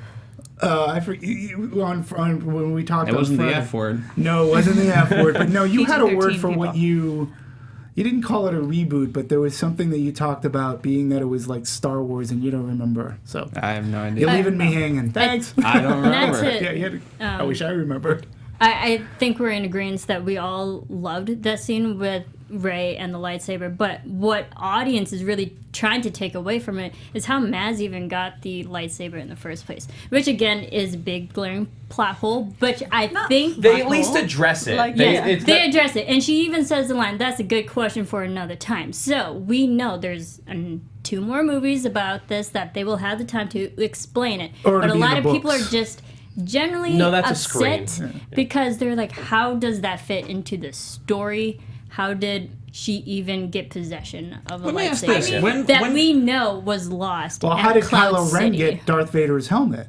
Yeah, exactly. There's so lots many of stuff things, like that. so many things. So I think what people are trying to take out of this lightsaber scene is how did she even get a hold of it? Well, my question is, when did the lightsaber become like the wand from Harry Potter, where it's... I did sort of think that the wizard. when she like pulls it faster from the snow than him. Yeah. But there is, I mean, maybe, I guess that it's like the Force like has certain controls, and like maybe we're seeing the whole movie's called The Force Awakens, and it's like there has been an awakening. What if that's, I mean, maybe we just didn't get it in this one, maybe we're seeing it next time, is that the Force is changing. Like, you can disagree with the quality of the prequels all you want, but they are canon. Supposedly, at least, Anakin Skywalker is the product of the Force giving birth to Jesus baby, basically. Like Anakin Skywalker's father is the Force in these movies. So we know that the Force behaves, does things that we can't expect. I think I could see it being very reasonable for the Force to take on a new level of involvement and a new like step forward in this trilogy of movies. I just took it as, this was Anakin's lightsaber passed on to Luke Skywalker, who had it, and you're talking about 2 people very powerful with the Force. I just think that it's always said how the Force leaves an imprint. The Force is life throughout, and that's what binds the galaxy together, so to speak. So I believe with this particular lightsaber, I just took it as the Force is very heavily imprinted on this, that for someone who has a good sense of Force power, let's call it, who's able to touch it. Midichlorian. I need a midichlorian reading at every level of the movie. Yeah, every character has like a specific it's like a stats bar that goes down. Like, this is what this person has. But it is leading a lot of people to think that she could be a Skywalker. Yeah. A lot of people think that just because she's a really good pilot. Like, she's a good pilot. She's clearly very Force sensitive. And that's what I took the Force Awakens to Luke Skywalker with his actual lightsaber. Yeah. But I would also like characters that are not like all in one family. That was my running joke, was that Episode 8 was going to be either called like Star Wars: A Family Affair or Family Matters or something like that. I would love it if I know that there's like some logistical things, like if it was, but I like the idea that somebody put out earlier, like that she could be a descendant of Obi-Wan, or like a Jedi that we are familiar with, but not a Skywalker. The thing is, though, honestly, for me, she doesn't need to be. That's true. Yeah. She's What I a like strong about character. the character is that it stands alone. She's very opinionated. She's strong. quick, strong. I don't need her to be the descendant of a big named character. I don't need to be familiar with her lineage. If I am, I'm not going to complain about it. But I think that they've created a few strong enough characters that I don't need to be tied in through blood to get more connected. And I think she's a clone. No, I'm not even kidding. I think that's the left field pitch they're going to throw, is that she's either a clone of Leia or a clone of Luke. That's the voice of Stephen Lemieux from the booth. Well, because they focused on the Stormtrooper and on how John Boyega, or Finn, was not a clone. Not a clone, but they also showed how he kind of has the star. mental things. It doesn't really work to have a star that has a clone. Yeah, Sarah, I agree with you that she doesn't need to be tied to people that we already know are capable with these powers. Right. Because she is such a strong character that she doesn't need to be like, oh, that's the only explanation why she also has these forces within her. Yeah, and people have forces. I mean, if you've watched Clone Wars, there were a ton of Jedi who weren't tied to the Skywalker family. Yes. So they typically end up dead. So many. Absolutely. So that's the thing, is that there's no Jedi left out there that are not Skywalkers that know that they're Jedi or have that ability to be Jedi, and that's where they're going from. While we were talking about like the mystery or like the lack of explanation, like how she got the lightsaber and all that, which I think will be addressed in future movies, not in side stuff because it's too big a question in the movie to not address for movie going public. R2 waking up was the thing that a lot of people have called a plot hole or like too big of a mystery. Too big of a mystery or just too convenient if it's not a mystery because he woke up at exactly the right moment. My question, and I was trying to put the timing together, but this might be wrong, but does R2 wake up when Rey arrives? Yes. Yeah, more or less. When they return from the assault, that's when R2 wakes up. The way that part is filmed, it kind of is filmed in a way that, like, it could be a day later. It could be the same day. It's not I might have to rewatch it specifically, but it kind of resonated to me as it read as the same day. Like, she arrives, R2 wakes up. Like, maybe her Force presence, whatnot, is what awakens and we him. do know that we know that Luke Skywalker has a special bond with R2-D2. Mm-hmm. He's able to communicate with him in very great ways. And there is a scene, it was in the trailer, but it was in the movie again, where it's Luke Skywalker is putting his hand on R2-D2, and we don't know what he was doing. To me, it did raise the question, but knowing Star Wars or whatever, I just looked at it as, you're right, when Rey shows up, there's this Force presence that comes into a room, they're looking for a map. He could have woken up thinking that either Luke had come back or had found him. It could have been proximity to the lightsaber. Exactly. It was, I guess, if it's a small criticism of the movie, that was a little bit too vague for me because like there are mechanisms by which I would have accepted the explanation. Luke's connection with R2, like saying he feels the loss of Han Solo and realizes what that means and decides I need to be found now. I can accept that. I can accept the proximity to the lightsaber or that it's a connection with Rey.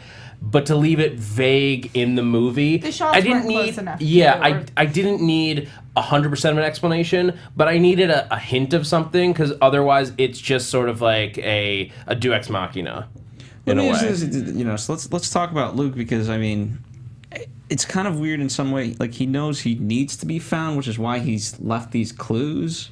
Like what did you guys kind of take that as? Like because the whole point on the map is that you can find him yet again. So yeah, where did the map come from? That was another question I had. I think from Luke. So Luke like left it out there. But he's like, only call me if you absolutely need me. Like, what is that? Apparently, Luke purposely set him a map that people could find him if he really wanted to, and he left it out there. And then there was a copy that somehow the First Order got a hold of it. That's what everyone's chasing is the copy. But I looked at it as... Because Kylo Ren's trying to find the map to wipe out all the Jedi, including Luke, who started it all. Right. So I get that. I don't think Luke needed to be found. He left a message out there that's like, hey, I'm here if you really do need me. I think, but to a certain person that needed to, like... The average, like Poe Dameron probably wasn't going to find Luke. I think it had to be a person who was Force heavy to find Luke Skywalker. I do have to give it a shout, just like how this all came together with Luke in the map. It's like, of course R2-D2 woke up at the right time. This is from Eric Hawk. He's effing R2-D2. He knows what needs to be done. He does. I agree with that. So stop asking questions. But you're right. I think like that's part of it. Is like Luke like sent R2-D2 back because he knew he needed R2 there. Right. For whatever his plan was. Mark Hamill is he was so good in that 4 seconds he had on screen. Yep.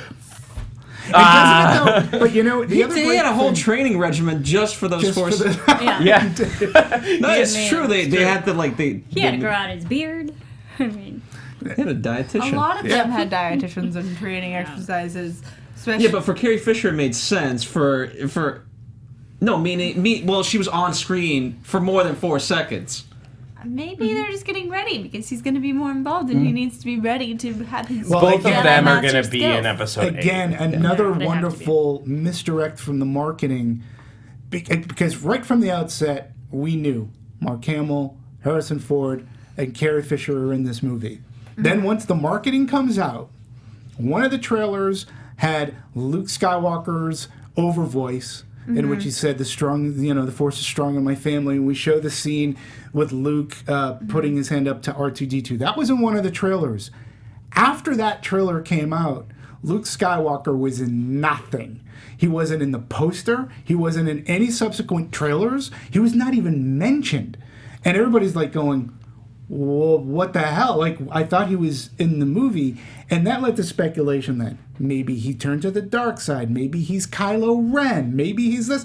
No, and the misdirection in the marketing, because nobody knew until that scroll, Luke Skywalker has vanished. And you're like, oh, that's why he's not in the marketing. I was one of the That's Kylo Ren people for a little while, or that he was in not the Snoke guy, but like it was going to be Luke pulling the strings. That he had gone to the dark side, because I could have enjoyed that twist too. I'm more intrigued by this. Yeah. But there was, for me, what made that ending so strong, and it really it only landed as well the second time I saw it, because I was able to step back from realizing how far we are into the movie. I was like, they're gonna end it right now, aren't they? And then be like, but his eyes when she takes out the lightsaber, there's this far away, just sadness, this just eternal sadness in his eyes when he's staring down at the lightsaber. Because of, I don't know if it's because of just what it means that he's going to have to come back into the fray now, or because it reminds him of his father, or because or of Ben and his failures. But there's so much pain as Han he looks Solo at dying, that lightsaber. which he had to have felt. If Leia felt Solo dying, Yeah. Luke, wherever he was, did too. I thought it was an amazing way to end the movie as well, and again, it had that emotional punch.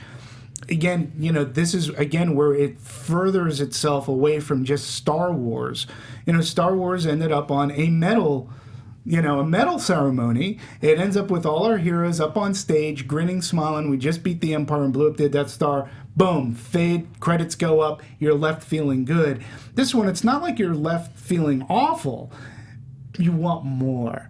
It just ends on this thing going, God, oh damn it, no. It's like I want him to at least say something, but it was brilliant because it is an ending, and now we know we're gonna go on from here. Mission It's accomplished. awesome. Well, we Mission accomplished. Luke. we completed this from the first moment of the scroll. It was Yeah. Luke Skywalker has vanished. Right. Now he's not vanished anymore. Yeah. So Sounds it like is we a have a full story, and Perfect.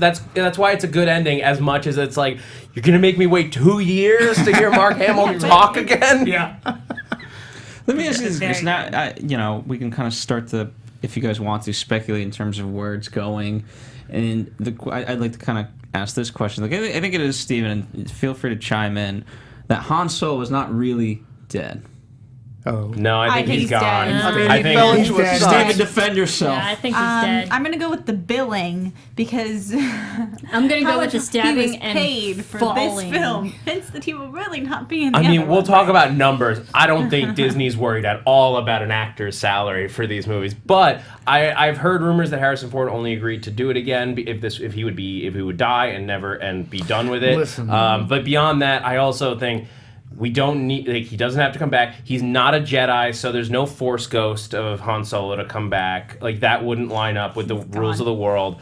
It's It's unnecessary. a theory by our own Stephen Lemieux. It's That's all I'm unnecessary, saying. and I think that as much as I wasn't 100% on board with how it was handled, I think his death, in terms of the overall trilogy plot, makes a ton of sense But Zach, happen right here. there could have been a nice little mold of carbonite at the bottom of that pit that he fell into, which could survive the explosion. Look, He's gone. they're No, not saying he's that gone. there is not a way for Star Wars to, in theory, save him. I'm just saying they shouldn't do Well, it. wait. Yeah, and But I Can don't he think come would back be in spirit happy form? if they did. I don't Well, know, I'm glad maybe, you brought. but I'm glad that's you, not gonna happen. I'm glad you brought this up because there is a history of Harrison Ford and this character in wanting to die. Okay? And it really stems back to the original trilogy. Going into Return of the Jedi, he wasn't happy with the way Jedi was turning out. He wanted his character dead. He never wanted to put the vest on again. This is like a quote. He was on talk shows in which, if they started to go down the Han Solo route, he walked off of like David Letterman. Pretty much after Letterman, he was there to promote Blade Runner. And then they talked Blade Runner, and Letterman brought up Star Wars. He brought up Return of the Jedi. And he's like, yep, that's coming out next year. And next thing you know, Harrison Ford gets up, walks off the stage. He doesn't even want to talk. He even said, George, kill him. Just kill me. He goes, he's got no mommy. He doesn't have a daddy. He goes, that character doesn't need to go on. George Lucas, and he had I'll give him credit for his insight, is like, I can't kill you. And he goes, I cannot kill Han Solo in this movie. And this is there's a Vox.com. I'll share the link with everybody. And it just goes on. If anybody here has read the J.W. Rinsler book, The Making of Star Wars, which is a really in-depth look at how that movie was made, Ford again, like through even his actors, like he took the character seriously in Star Wars, but he just never wanted to be really associated with Han Solo. So with him dying, to me, it's like he just got his wish. And being this movie was such a Han Solo centric movie. He's the top billed. Yeah. He's top billed. He gets a portion of the profits. And I have to say one other thing. The Harrison Ford of the 70s and 80s he's a completely different man today. Harrison Ford on interviews in those times, he was like, he had, your purse had more personality than Harrison Ford on a talk show. He looked like he wanted to be anywhere else. When it comes to Star Wars The Force Awakens, he seemed like actually happy and thrilled to be there. And I think in part because he knew, I'm not going to have to do this again. So I'm done. He goes, it's going to put a nice cap on it. So he's always wanted this character dead. He finally got his wish. I do not think he fell into a batch of carbonite at the bottom of the thing. I think he's done, and we as an audience are gonna deal with the ramifications in the future movies of Han Solo's death and what that means. I mean, just bottom line, like that's a decision. Like him coming back, that's like a. And I'm not the type I don't usually hate on George Lucas, like for all the flaws and everything of that. I try not to, like, because he's done a lot. He gave us Star Wars. Like, don't hate him. He gave us this thing to love. But that's like a prequel trilogy George Lucas decision to like bring a character back like that. Kathleen Kennedy is the real, just like the mind behind all of this, and she's such a phenomenal producer. And they've done, I mean, they're clearly doing their work to make this whole new set of movies sing and feel like it's been well handled. That I don't think that they're going to go down that road. So in terms of Luke, does he basically just get right back into it, or is there hesitation? I don't like to speculate. I'm not a huge. We have a long time to wait before the next one comes out. Well, we got a lot to brew through. John Paul in the chat wants some name speculation for us for episode 8 as well. I told you, a family affair. What the hell? Did you not listen? And with Buffy and Jodie and Mr. French, and nobody's going to get that reference at all. But since you did say a family affair, but I think Luke is going to. I think he's going to be. I think he's gonna come back, but not immediately. I think he's got a mission. Like he's not just like there on the planet like meditating. They said he was in search of the first Jedi temple, and he was wearing like more or less Jedi. He's wearing Obi-Wan's robes, like. But they're like Jedi temple. Oh yeah. I think Luke might actually take the time to not immediately go back, but take the time to maybe properly train Rey. Yes. In the Force. I think that's definitely because that could be like a redemption moment for Luke, that he actually could have a prodigy child that actually did something good, and didn't turn to the dark side. I think so with his character and just him getting back into it, Rey will be an inspiration for him to come back. I don't think we're gonna pick up immediately. Like, we're not gonna start off like there's continuing always that some- helicopter right. shot. Like, Star Wars usually takes a bit of a time jump, and I think we're gonna go not like 2 years into the future, but we're gonna make a jump, and probably I would bet you we open up on her training. Could Yeah, be we in also the have to next figure out what movie. happens to Finn. Mar- Like right Yeah. now, there's so many things. to Marisa, do. you brought up you just said a key word here, because especially the original trilogy, you said the word redemption. And I was thinking about this as well, because, okay, so our villain turns out to be, so Kylo Ren is being built up as he's going to be our big bad throughout the next 2 movies. Supposed to In be. my mind, and in no other Star Wars movie can I think of, he's not. I don't think they're going to go down the redemption of that villain. I think it will be about the redemption of Luke Skywalker, because to me, you're not redeemed from patricide. Like, patricide is a pretty serious thing. It's hard for, at least for me to turn around and actually become sympathetic with the character who just committed patricide in one of the most iconic film heroes of all time. Where with Darth Vader, the redemption of Vader in Jedi, like, that stood for something. It stood for something for Luke, because that's when he first becomes a Jedi. He turns his dad back into the light side of the Force, and there was something, even with the atrocities, he didn't commit patricide or matricide for that matter. So I really believe that this story isn't going to be about redemption of Kylo Ren.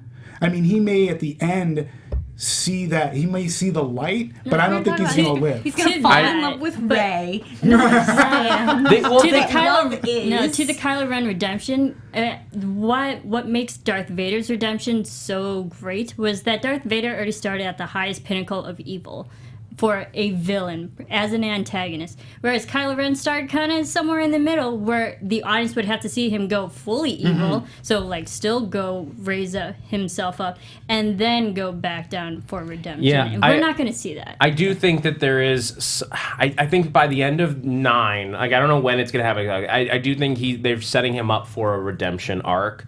Whether it's in the same, like, on your deathbed moment as Vader or not, like, it's.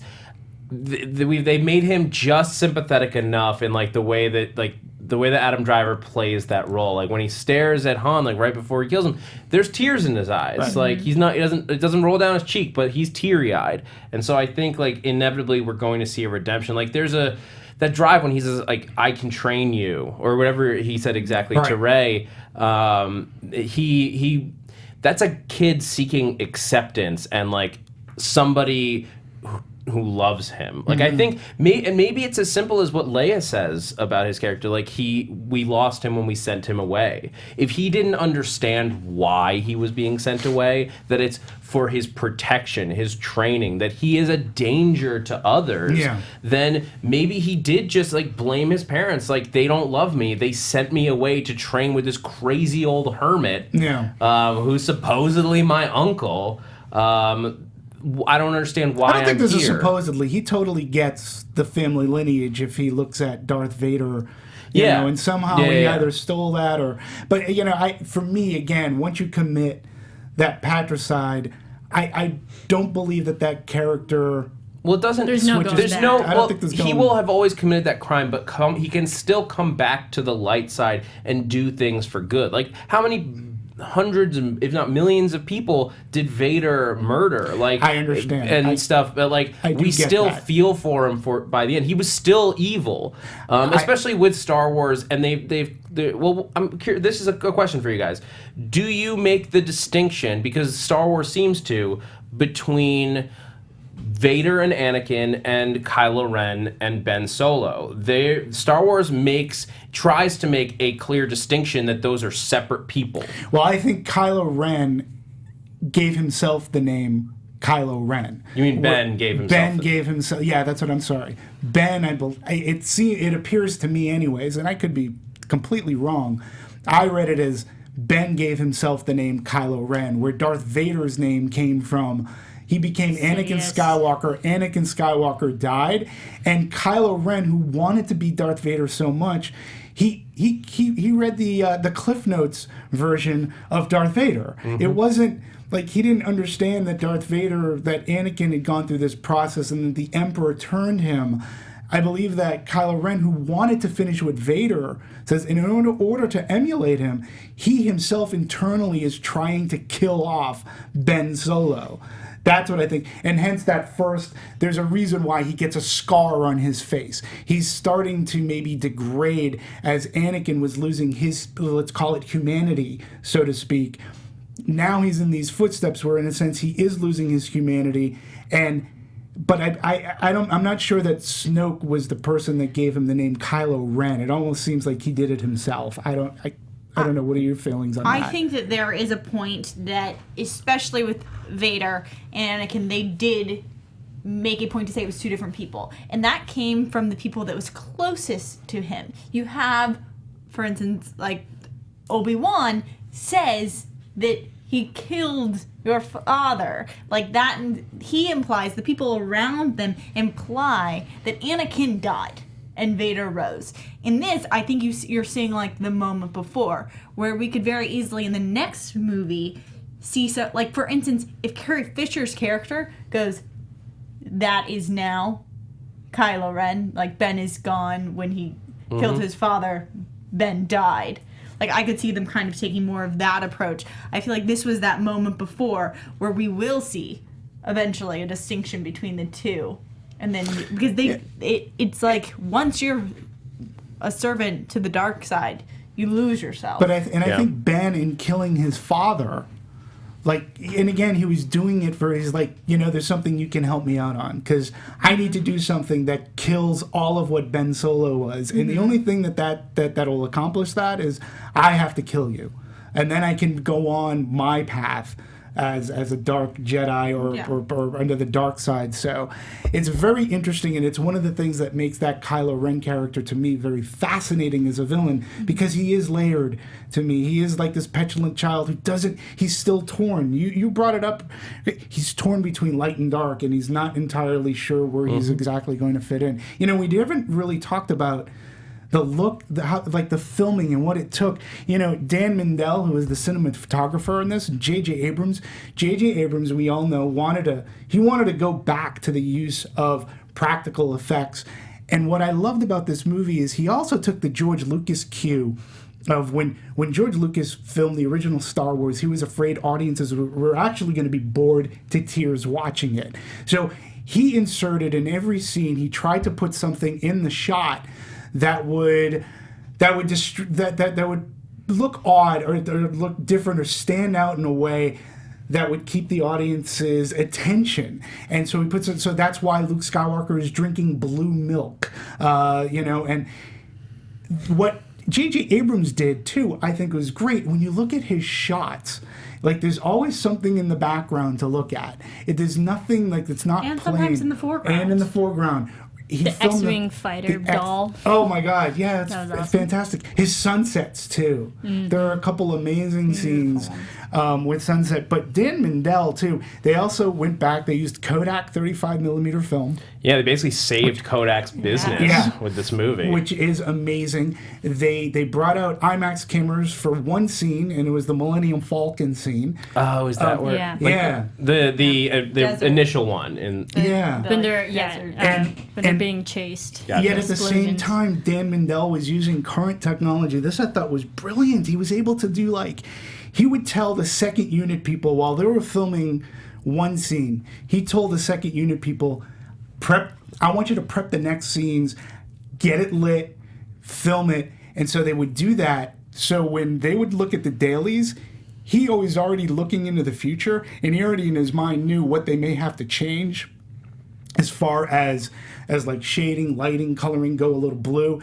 And that to me is amazing. Like, I really think that, Dan Mindell with the cinematography of this movie, I think he did an amazing job. The special effects in this movie, too, seemed tangible again. Rey's speeder seemed like something that I can touch. The TIE fighters. And if you stayed for all the credits, they actually used modelers to make our TIE fighters and X-Wings. I loved that aspect Well, of this I love that movie. it's surprising in today's day and age, like, you know, hey, what's going to look... The fact that people are like, oh, you know what? Using real things makes it look real. I know. Oh, yeah, what a concept, people. But I just think the look of this in general, from small to large scale, is fantastic. I could not find a fault in the design of this movie. No. If you, from prop work or special effects work, like when she has the portion of food that bubbles up into a That was loaf, awesome. amazing, to the flying sequences, to every planet, which seemed to have a reference to planets we're familiar with, but now expanding it. They were intriguing. I wanted to know more about them. I thought that this version of the cantina also had a lot of effort into it. Like, it just looked wonderful. They had just enough familiarity where stuff felt like even like just the inclusion of Admiral Akbar in the base, which was like great fan service to have him in there, and in some of the books that led up to this, like Star Wars Aftermath, which is a very mixed book in terms of quality. Yeah. But they got into Admiral Akbar as a character in that. So to have him here just like made a lot of sense, and it looked good. They had familiar alien creatures. They also had new ones like those fly guys in the bar. It was great. It was clearly a strong attention to detail. In everything that they in did. a tangible detail as well. And again, I will highly recommend, if you haven't bought into those fine folks who are online with us right now and listen to us and watch us in the future, The Art of Star Wars: The Force Awakens. It's a nice, awesome coffee table book. And again, I'm flipping through this book, and it reminds me of the old Ralph McQuarrie days of where they were just pre-visualizing through art, like full-on pieces of frameable art. It's an amazing book. I'm going to add that to my Amazon wish list. Yeah. The art of Star Wars: The Force Awakens. The soundtrack. The soundtrack and the colors and the mesh of the two in this movie, like the range of colors in this, where you're starting in like black and blue, and it's beautiful, to the sunsets where you have fighters coming out of this brilliant orange to the blue. It was just Let's talk about I want to talk about the score, and I'll open up with there's over 2 hours worth of score in this movie, and the only portion that isn't by John Williams is the cantina scene. yes. Yeah. But it had a feel to the cantina. That was an interesting the backstory on John Williams doing this movie. I thought was very fascinating, because as soon as J.J. Abrams come on, of course he wanted to use Michael Giacchino. Yeah. I had very mixed feelings when John Williams basically said no, I get to do Star Wars, and they gave it to him. I would have loved to hear a Michael Giacchino version of Star Wars. I think John Williams he's earned and absolutely deserves first right of refusal on a Star Wars movie. Yeah, if he wants to do it, he does it. I agree with you 100%. I would have just as a fan of Michael Giacchino's scores as well, I would have loved to hear what he would have done with the Star Wars music. Well, then you may appreciate what I'm about to say, because this is something I strongly feel about Michael Giacchino. I am a huge soundtrack fan, and I recently even just tweeted this as well. I honestly believe that Michael Giacchino is the John Williams heir apparent. His scores, especially with some of the J.J. Abrams movies, what he's able to accomplish, whether it's The Incredibles, whether it's Tomorrowland, or whether it's Super 8, listen to the Super 8 soundtrack and tell me that does not sound like a John Williams score. There is so much appreciation and respect for John Williams. But you're right. If John Williams says, I got to do Star Wars, and J.J. Abrams is smart enough to go, well, absolutely you're going to get to do Star Wars. Now, that doesn't mean he's not going to utilize his good friend Michael Giacchino, because he's in the movie. He plays a stormtrooper. We don't see him. You know who else plays a stormtrooper in this? Daniel Craig. I was the funniest. And again, when I went back and saw it the second time, just laughing at that's Daniel Craig. That's Daniel Craig. Which for anyone listening, it's the stormtrooper that Rey Jedi mind tricks into dropping a gun and unlocking her. Yeah. Speaking to this score, I thought I don't know the name of the track, but one of the more beautiful ones I thought in a change of tone was the do do do do. Down when it's really focused on. It seems like it's Rey's. Well, it's Rey's theme. I mean, that's something else that The scavenger. Yeah, the scavenger. No, Thank but you. on the soundtrack there is Rey's theme. Yeah. Now, this There's is a lot of something them. again going back to Star Wars. John Williams. That was a double-gated album, meaning you open the album up. It was 2 pieces of vinyl record. You opened it up. They had liner notes. John Williams wrote liner notes for each song, and his whole thing is. Too, not many composers do this. Michael Giacchino does. He writes themes for characters. So he has Princess Leia's theme. The Imperial March is Darth Vader's theme. Yep. Luke Skywalker. So to come into this soundtrack, which I had it pre-ordered the moment it hit. I have 2 versions coming. I have a hard copy, like CD, but I have the digital download, and there's like Rey's theme on there, and everything ties in wonderfully. It's a great soundtrack, and I think he could get another Best Soundtrack nom and potentially win. I'm so glad that John Williams is still around to do these films because so many. I'm serious. So many decades have passed. Sometimes people are like, no, I've done it. I want to do other things. But he purposely gave up other projects to go back to Star Wars. And he even quotes, I felt a renewed energy and vitality and a freshness that did not estrange any of the characters or materials from the textures and fabric of Lucas's creation, but revived it, said Williams. So it's like he's so passionate about this music. And if Michael Giacchino did this, so many people are gonna, I can already hear it, people would be upset that it wasn't John Williams. And so I'm so glad that John Williams is so loyal to these films, and it felt like it. And we're going back to nostalgia. Yeah, we had the laced themes of Han and Leia back together. Absolutely. Every time they embrace, I could hear their Luke's music. theme. I felt it. I felt their romance. I was like, yes, I loved every second of the movie in this film. In the sound. I think one of the other key sound moments was also as the Star Killer. Is that what we're going to call Star it? Killer. Death Star 3.0. But as It is. when we first see it activated and it destroys that system of planets, and you have the shot where the red beam that was cuts amazing. across the Amazing. screen, and you see it cut across Kylo Ren's face The red. as it goes, Absolutely. and the music behind. I was like, yes, Star Wars. Yeah, it was Fantastic. amazing, and there are other great shots too, and visual effect shots too, like when when Kylo Ren freezes Poe. And Yes, also the freezes the blaster laser bolt. the blaster bolt.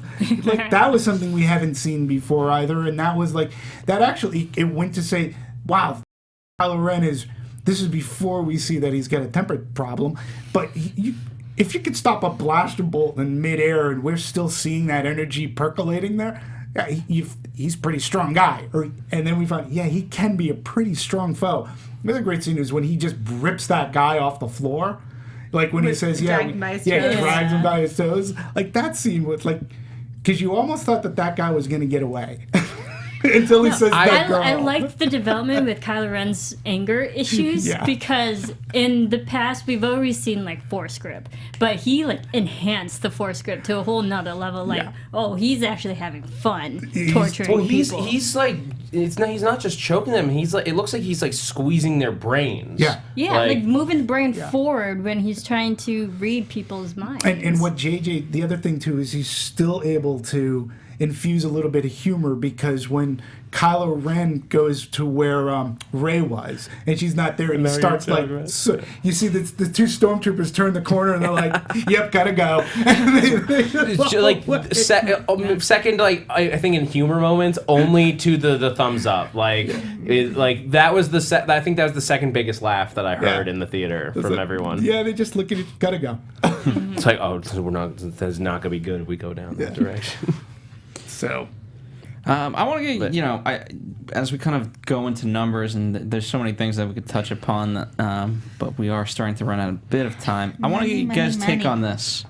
Harrison Ford was paid $16.3 million. This is in pounds, so translate it how you may. This is in pounds. I'm reading in pounds. So translate. Plus a 0.5 share % of the profits. Now, Daisy and John, Ray and Finn, were only paid £300,000. But they get a bonus if it goes over $1 billion, and it's going to go over $1 billion. For sure. So Harrison Ford made $24 million. I thought he made more than that. That well, It felt more than 16.3 million pounds currently translates to $24.3 million. Yeah, but what he ends up getting on points? Yeah, points is a whole other thing. Yeah. I think that's I mean, that's still a huge what did they get? 300,000. But they don't disclose what their bonus is for it reaching over $1 billion. Yeah, Yeah. and So they also got bonuses for being quiet. Yeah. Like Yeah. they got bonuses like they were Oh, told. that's a great way to do it. yeah, I've they never got heard of that bonuses for before. shutting up and They saying don't like, punish, they reward. yeah, No, but that's smart. I mean, because like people do slip, like it happens. But like, what can you do? You're like, no, Finn's not coming back Well, in the sequel now. But that's why I got to be honest. There came a point where I was just about a month prior to the release of this. I was like, that's it. I'm tuning out. I'm done because I was tired of seeing people come on talk shows and talk about nothing. Yeah. Because they couldn't. I get that. But it was the publicity machine. It's like we're getting these people everywhere. Lupita Nyong, like 2 weeks ago, was on she was on the talk show host circuit, and literally she said her character's name and she was a pirate. That's it. She goes, that's all I can talk about. I said, well, thanks for having you. You're beautiful as ever. Hey, good night. See you later. But even to that, at the D23, when they were promoting this film back in August, that like they had the whole cast out, but no one said anything. No, the audience got the validation that yes, they were part of the movie, but had no idea what the plots were. That right there is why Harrison Ford made so much more money. Is that it was because look, it's like I guess it kind of like.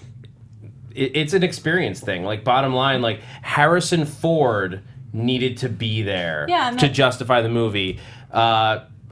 Daisy Ridley. Yeah. Daisy Ridley, she was phenomenal. And this is she's a breakout star in this movie. Absolutely. And I'm excited to see what she does in the next Star Wars movies. And beyond that, I think she's going to have an amazing career because she really just sang in this film. I agree. And her performance was subtle and all of that. Agreed. But if Daisy Ridley had not been in the movie, it does not affect how we're like whether we're going into that movie or not. I mean, actors fly. Sarah, you auditioned, right? Didn't you? Everyone auditioned. There's very difference between auditioning in the room and like the hundreds of people who are like, Considered. you opened it up to the floodgates to the public, so everyone's gonna do it.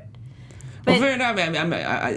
That is to say, like, anyone in their right mind, like, if you're CAA, WME, whatever, you have a client, you're fighting at the door to get in. Right. Yeah, but it's exactly what he said. The movie doesn't really move forward or exist without certain people, so they get paid more. Other people, she'll be fine. Like Yes. SAG, like she's gonna get a piece of like everyone. She's getting a bonus. I'm sure she's getting a piece of those like freaking Funko dolls in her likeness. Yeah. Like even if she gets like a fraction of a penny on each one, Yeah. that alone would set her up. But you No. know, it's not even that. It's the legacy that her character is now building. Well, Yeah. as Howard Stern said to Adam Driver, he's like, listen, if your career for whatever reason tanks after like Girls is done and you don't work again, you got the convention circuit where you can make a ton of money. Yeah, and like just Peter again, Mayhew it. he said it jokingly, but that aspect is so true. Look, these people are now, their lives have changed. Yes. That's it. Like forever, their lives have changed, whether they continue to work or not. They are forever emblazoned in the public for making a great movie. Unlike, the poor guy who did Jar Jar Binks. Like, he is not showing up really at conventions that I can tell. Ahmed Best, I believe, is the gentleman's name. But these people are going to have a life. Again, whether or not they continue to work, these movies are going to continue to go on, and they happen to make a great movie. This is where, the pressure on J.J. Abrams, I have not seen such buzz and such... Like the looking forward to this movie, I have in my humble meager lifetime, I have never experienced. And I've been through Star Wars, Empire, and Jedi, which the fervor was huge, but this was incredible. incredible leading up to this. And I can only imagine the pressure on somebody like J.J. Abrams, Kathleen Kennedy. You know, I saw J.J. Abrams give a talk at a Producers Guild conference a few years ago, like when he had first agreed to do Star Wars, and he actually said like he was planning on taking a break for like a year or two, right before they offered it to him. He was like, I've been doing Star Treks, I've been doing so many other things, I need to just, he's like, I'm losing it, I need to take a break. And then they offered Star Wars, and I couldn't say no. No, I'm pretty sure he rejected it first. He did. At first he rejected it first, no, and then it's too much. Kennedy went in and talked to him. Yeah. And the reason was because of all the pressure around it and the effect it would have on the public. But once Kennedy talks to you and offers you, I don't know. Well, it's that, and fine. like the whole genesis of this coming from, Lucas actually selling Lucasfilms to Disney, okay, and stepping back, and then the hiring. Well, of to a degree, Kennedy. he was involved a bit early on, and Disney just kept rejecting those ideas. At least that's what I've read. Yeah, and then he was like, "All right, I'm just not going to be part of this process." Lucas had treatments and whatnot to this particular film, and then the acquiring from Disney was a few months after that. Yeah. And then and you know what? Like Disney pulled off the biggest bargain buy of all time for what was it? Either 4 or 6 billion, depending on I've heard 4.1 billion. And then I heard that there's like another 2 that Lucas gets through merchandising. It's rumors, and I'm not sure what's 100% accurate. But either way, even if it cost them $6 billion in cash, they're making off like bandits. Well, and then I'm going to use a Yiddish term in a sense. Disney became chazers, which is pigs. They became hogs. And in fact, William Shatner, once J.J. signed on to do Star Wars, he called jokingly J.J. Abrams a pig. He goes, what? Star Trek wasn't enough of a franchise. Now he's got a helm like Star Wars, which is pretty amazing. But look what Disney has bought. They bought Pixar. Okay. Because that's not the best example anymore. Well, no, but just because Pixar was a distribution deal, okay?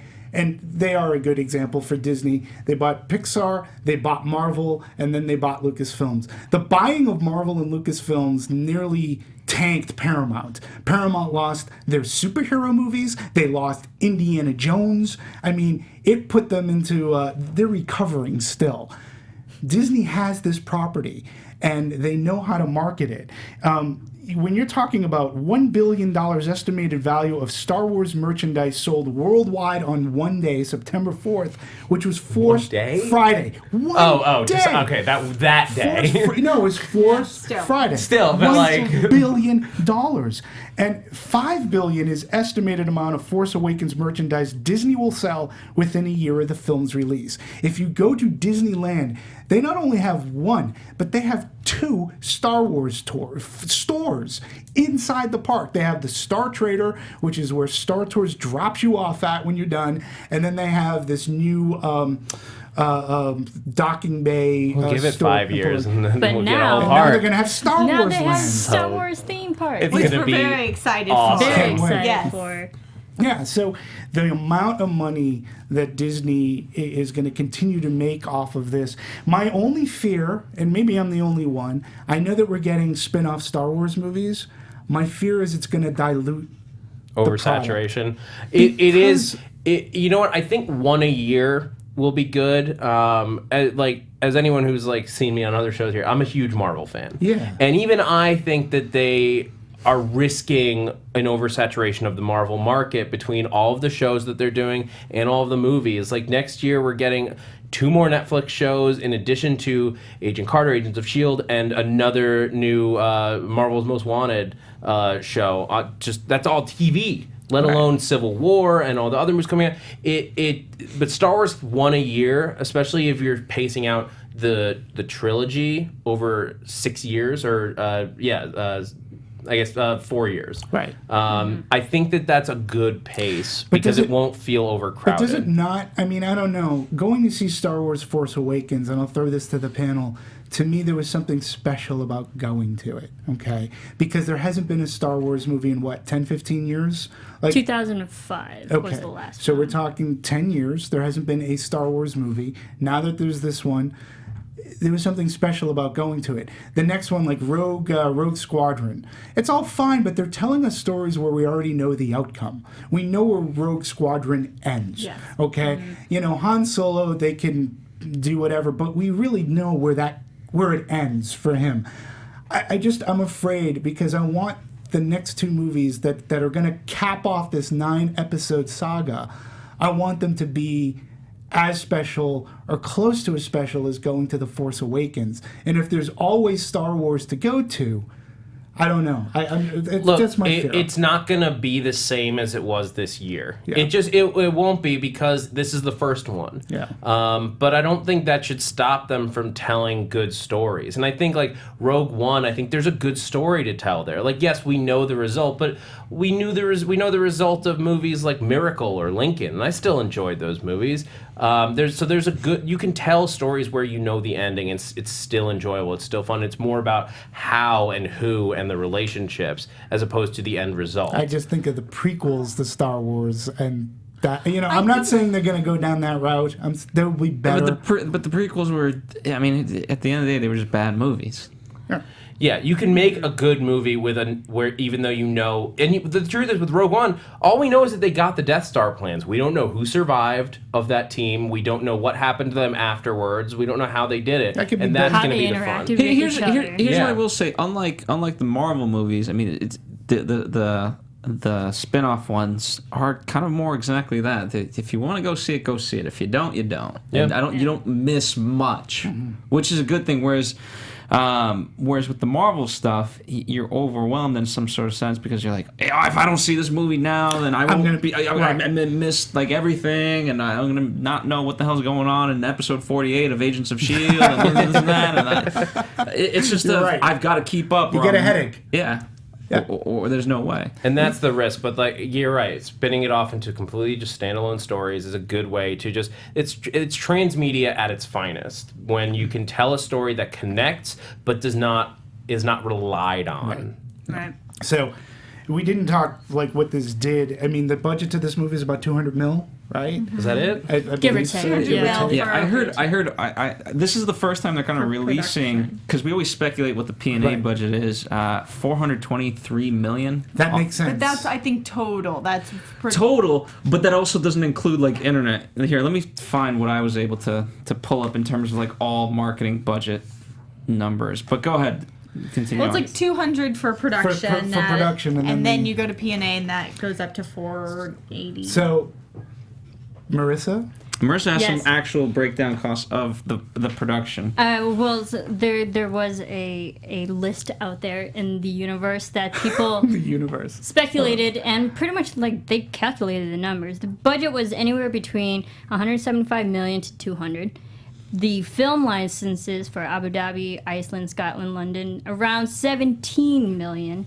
The real sets for building was around 26 million. Wouldn't that be in production? That goes under production. Yeah, and the production and whatnot. To the real Noah being line both of producing. those. yes, the real costumes are around 18 million. The casting, the name cast, especially Harrison Ford, Mark Hamill, Carrie Fisher, around 40 million. The direct production, like cameras, IMAX, 33 millimeter, and so on and so forth, around 25 million. And the creatives, which are, the director and producers and whatnot, everyone involved with 30 million. Music was 22 million, and others, insurance, marketing, and whatnot, around 23. Yeah. Interesting. So that adds up to around 201, give or take. Yeah. Yeah. And then I have the total. 223 million were spent on marketing, advertising, with an additional 22.3 million spent on TV trailers, and a further 51.4 million spent on ancillary products, video games, action figures, and costumes. Yeah. So coming out to like 4. Yeah, which makes sense. I have never seen so many tie-ins to a movie ever. And there are tie-ins that don't even showcase a Star Wars character, like the tie-in with Fiat cars. All they say is, there's a light or a Chevrolet or Ford.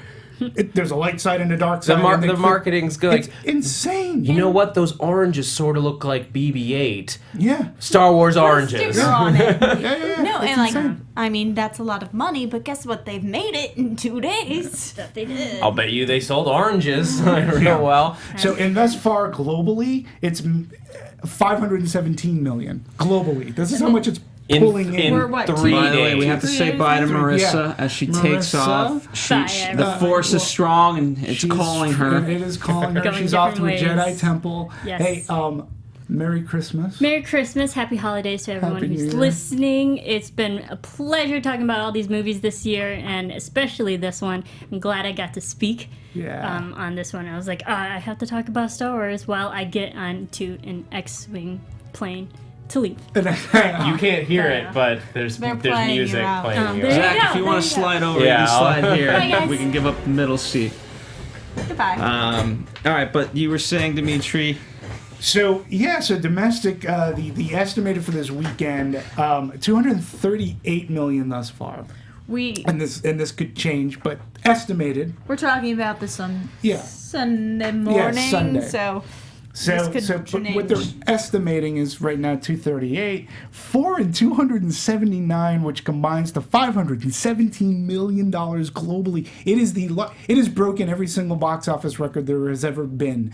Whether you want to be like the highest opening on a Thursday at 2:00 in the afternoon. The this movie pre-sale has broken- tickets, the IMAX tickets, this opening month, this opening weekend. Yeah. At this point, I feel like they're running the clock. You know what I mean? Like when you're just They're running buffing the your table. you're buffering your stats of like whatever they can take as a record. Let's do it. All I let's can talk- hear is yogurt in Spaceballs. Yogurt, yeah. Merchandising, where the real merchandising. money from the movie Yeah. is made. And the other thing is too is that when you were talking about pre-sales, they had broken a record because back in October, it was in a Monday Night Football.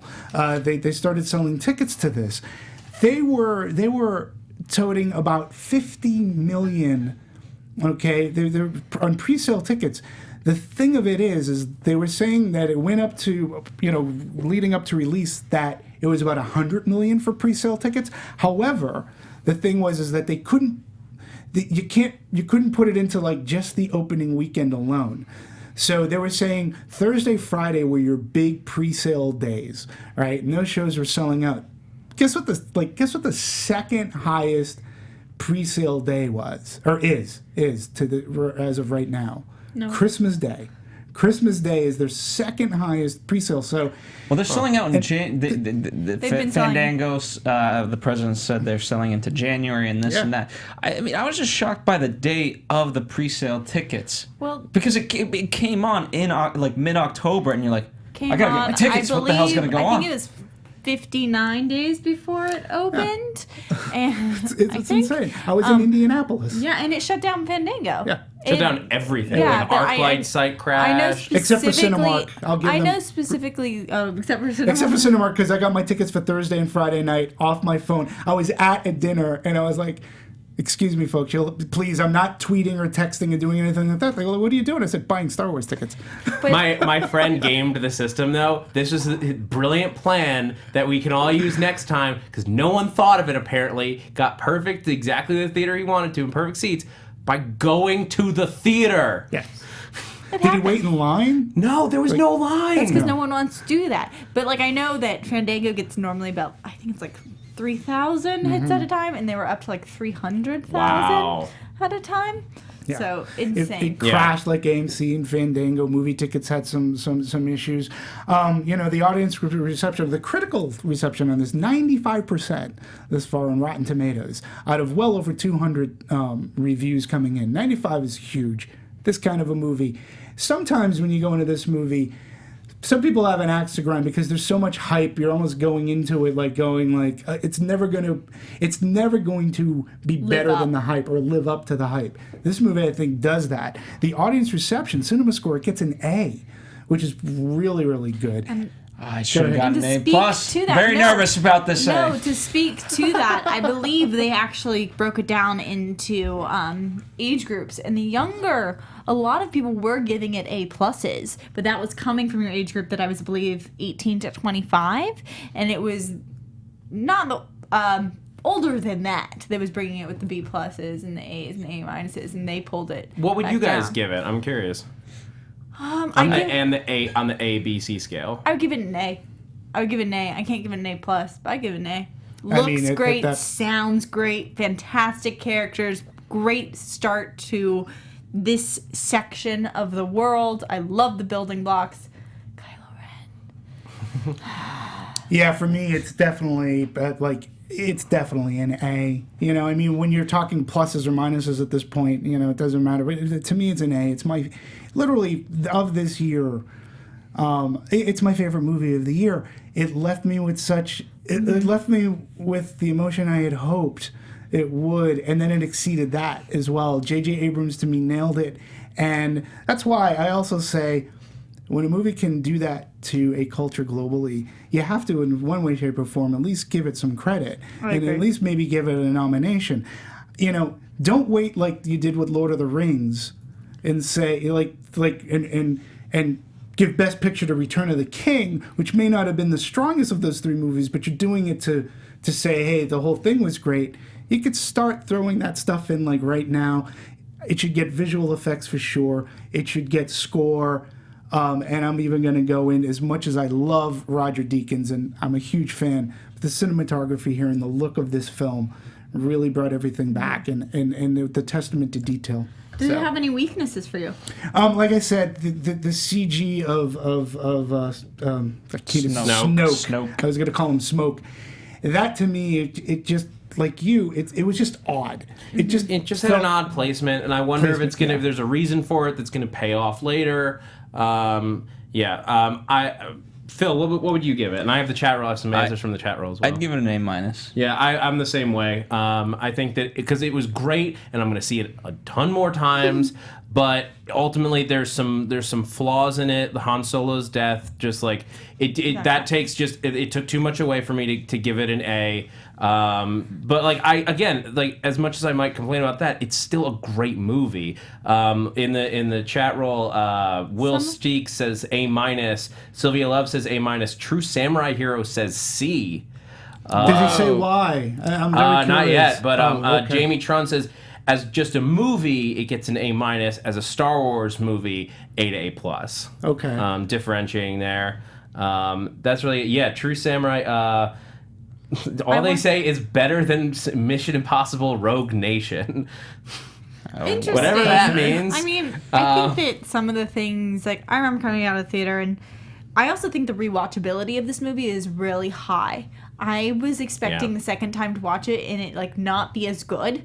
And it was, like, just as good. If not it better. almost got better. You know, anything I if not a little nitpicked better. was, like, a little better. I would say just as good. I think like there was something about like a lot of the stuff like being surprised by it, Right. like BB-8, like that was really what sold it to hits me. that. Yeah, To me- it does. That's why I say just as good. Yeah. To me, the reveal of the Millennium Falcon, like the reveal of that, you're right. Like once you see it, it's not a surprise anymore. But that scene where they're running for their lives, and Finn's like, "What about that ship over there?" She goes, "No, that's garbage. Go over there. We're going this one." It blows up. Okay, onto the garbage. And when you see what the garbage is, it's like, Fun. of course. What a piece of junk. It's like, that's such an awesome reveal for the Millennium Falcon. And it's like, that's amazing. It was great. Fact about those scenes, they were filming in Abu Dhabi, and supposedly the temperature was at like 120 degrees, which is, a lot of people have commented about John Bodega's sweating in the beginning of this film. It's 120 degrees, and he's wearing like all black. John, can you stop sweating, please? Yeah. And when it, Can you change up your acting? and Daisy and John were always just laughing because the one critique they were getting was just like, run faster, run faster. Like the amount of training that they had to put in physical exercise in this desert in 120. BB-8, faster, faster. We didn't really get a chance Exactly. to. We didn't get a chance to really talk about Finn as a character. I thought he was great. I've liked the almost childlike like whimsy he had with everything. So excited about everything. He was so excited to get away, and because he he didn't have a childhood, so it rang so true. And the way that he like latched onto Rey as the first person to treat him like a human being and not a stormtrooper. Because, like, what his mother, I guess, the closest thing he has to a mother is Captain Phasma, who I don't think we've even mentioned so far. Because they built this character up and then just 2 scenes. Yeah. Well, the other thing, But she's great. he does have a relationship with Poe. You know, But Poe knew him as a stormtrooper. Right, but Poe, like, when he was flying with him and helping him, I think there was a great connection. Again, when he reunites with Poe, and he's like, well, what happened? Well, I got blown away. And then Poe's like, he's like, is that my jacket? He's like, oh yeah. He goes, no, keep it on. We didn't talk about Oscar Isaacs either, who I thought was awesome in this movie. And he's a little bit more, well, he's more known than Daisy and with John Boyega. But he was great to see in this role. He looked like he was having so much fun playing this role. He just became infectious. Let me ask you this, and perhaps not the right group of people to ask, but it hasn't come out in China. The promotional material for the Chinese posters, don't have him. It's real bad. No, they do have him. They shrunk him down to this tiny little figure. He's as small as any stormtrooper on there. They will be so surprised. Yeah. I mean, at this point, I think from the internet exploding. Well, I don't know. Well, I don't know that they'll be surprised. I mean, I guess like if you like anyone that's like been looking at stuff, but I'm glad that Disney and Lucasfilm didn't buckle to, because I've seen a lot of movies in recent years sort of bend over backwards to appease the Chinese audiences because it's such a heavy moneymaker. It's sad to see that is still the case overseas, that they feel the need to shrink the African American character down. Because like it's also going to be a big surprise when the lead character of this movie is a woman, like 100%. Yeah, absolutely. One other record, one other numbers thing. IMAX records were smashed. $48 million it grossed in just IMAX screens alone. Most movies don't have an opening weekend of $48 million. And this was on IMAX, which is far less. On 667 screens. 667 IMAX screens. Okay? That's an independent release. Like, there are some movies that don't even make it up to 1,000 locations. This was 667, and it was 48 million galactic launch. Crazy. That's insane. That is insane when you break that down from a numbers perspective. Let's start going to the last thoughts, only because I know time is unfortunately not with us, and I don't want to make this podcast longer than the movie itself, which at this point I think we have. Yeah. So let's start to wrap it up. And again, fans, 8,000 things we could have discussed that we didn't. Yeah, JC Rubio, our own JC Rubio, in the chat roll is like, they haven't even mentioned that Bill Hader was involved with BB-8's voice. With BB-8. He's another one of those There's cameos. a million of those little factoids. You know what? Let's get the record for most comments on a YouTube video, people. Yeah. So comment along. That's how we can discuss they've been this. Positive of most people tell me to shut the fuck up. So no, I think people are enjoying it. There's a lot of in the Disney movie review. We're allowed one. And I said that I was going to use it for PG-13. So now we're not allowed to swear anymore. Thanks. No, the chat. I mean, people are, for the most part, I think they enjoyed the movie and they've been enjoying it. This, I think, the most live viewers I think we've had on Anatomy that I've seen. So thank you all for joining us. I really thought it would have been for The Big Short. Yeah. Do you want to start with your statements? Sure. I'll say this. It was. I'm glad the movie was treated in the right way. I'm glad fans kind of did the service of, even as people walked out, there was that whole notion of people coming in and no one said anything. And even as people discussed, it was like always, have you seen the movie? But interestingly enough, many of these conversations were had like 3 hours after the movie came out. So it's one of those things where, any other movie, you'd be like, you'd give that buffer a week. You know what I mean? So you didn't see it like Friday? You didn't see it at 7:30 p.m. on Thursday night? Are you Are you a fan or not? 5:30 in the morning. Zach Wilson. That's when I saw. I went to a 5:45 screening. That's when I could get tickets. I couldn't commit at the time. I had to wait. I've never seen a movie theater open the doors at 5:30 in the morning. Is this your closing statement? Yes. You know what? I'm excited. I'm glad this is the first Star Wars movie that the plot, I didn't know going into it. So I'm excited. Yeah. It's Good good. overall. I had a lot of fun, and that's, at the end of the day, the most important thing is that this movie was fun. And it was more than like the prequels. The prequels were movies that had Star Wars in them. This was a Star Wars movie. And I do want to use my final thoughts to throw like 2 like crazy predictions out there, because I just want to be the one to say them. Tiny little thing. I'll bet anything that when Rey gets her own like built lightsaber, it's a double blade like Darth Maul, like because she has the bow staff. I think it's going to be like a blue double-sided lightsaber, because I just want to see that also. That'd be good. And as for the title speculation that they were looking for, Star Wars 8: First Order of the Jedi. Okay. Let that sink in. I won't even bother to explain myself. First Order Strikes Back. So I loved this movie. Had a ton of fun. I can't wait to watch it more. I can't wait to own it. I think it's exciting to have another Star Wars movie that typically when I have my marathons, I feel obligated to watch the prequels, but not like excited to watch them. Like, okay, I'm gonna start my marathon. Guess I have to watch these ones first. I'm gonna do it, but now it's another one that I can add and be happy about watching. And it's like a war. You watch the first 6 hours, and then you have 8 hours worth of amazing stuff to get. I think it really introduced, I think, some really beloved characters. I'm really excited to see Rey and Finn and BB-8. I just praise them for that. When we can get all 3 of our new team together, we get Poe, Finn, and Rey, and BB-8, 4 of them, all on the Millennium Falcon, like with or without, like hopefully with Chewie too.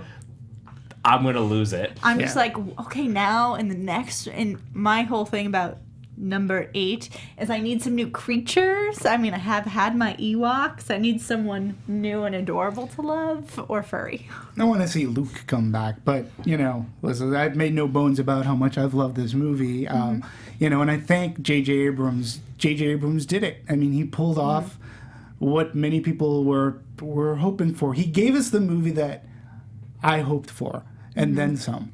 And that is a Herculean task. And as being a Star Trek fan, he brought Star Trek back from the ashes. Not that Star Wars needed bringing back, but people wanted more than episodes 1, 2, and 3.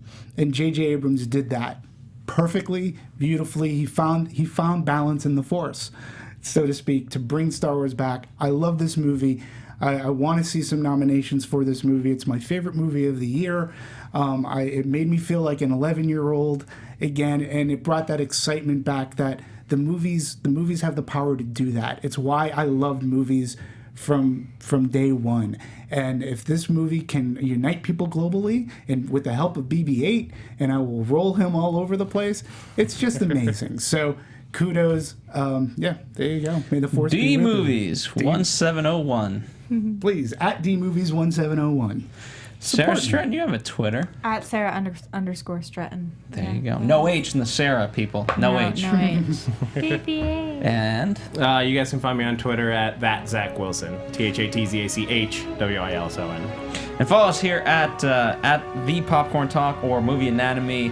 Thank you guys for listening. Thank you guys for watching. And it's been fun. And Merry Christmas, Happy New Year. Some of Happy us are holidays. going Happy holidays, people. Happy holidays. Whatever you're celebrating, I just want to say have a great thank time. you. Have a great time. Safe time. Thank you all. And Marisa, thank you for all having me and listening. This is a great show. We do a great job. Can't wait to get back into this next show. Yeah. Darn right. We still got a couple more left in the new year, but sadly, your favorite characters from the show will not be here for those, but we have some newcomers that'll kind of fill that void for the next couple of weeks, so look forward to that. Again, thank you, and the conversation can continue. It doesn't have to end. Bye. From producers Maria Menounos, Kevin Undergaro, Phil Svitek, and the rest of the Anatomy of a Movie staff, we would like to thank you for listening and subscribing to the show. If you have any questions or comments, feel free to email or tweet us. I'm Sir Richard Wentworth, and this has been Anatomy of a Movie.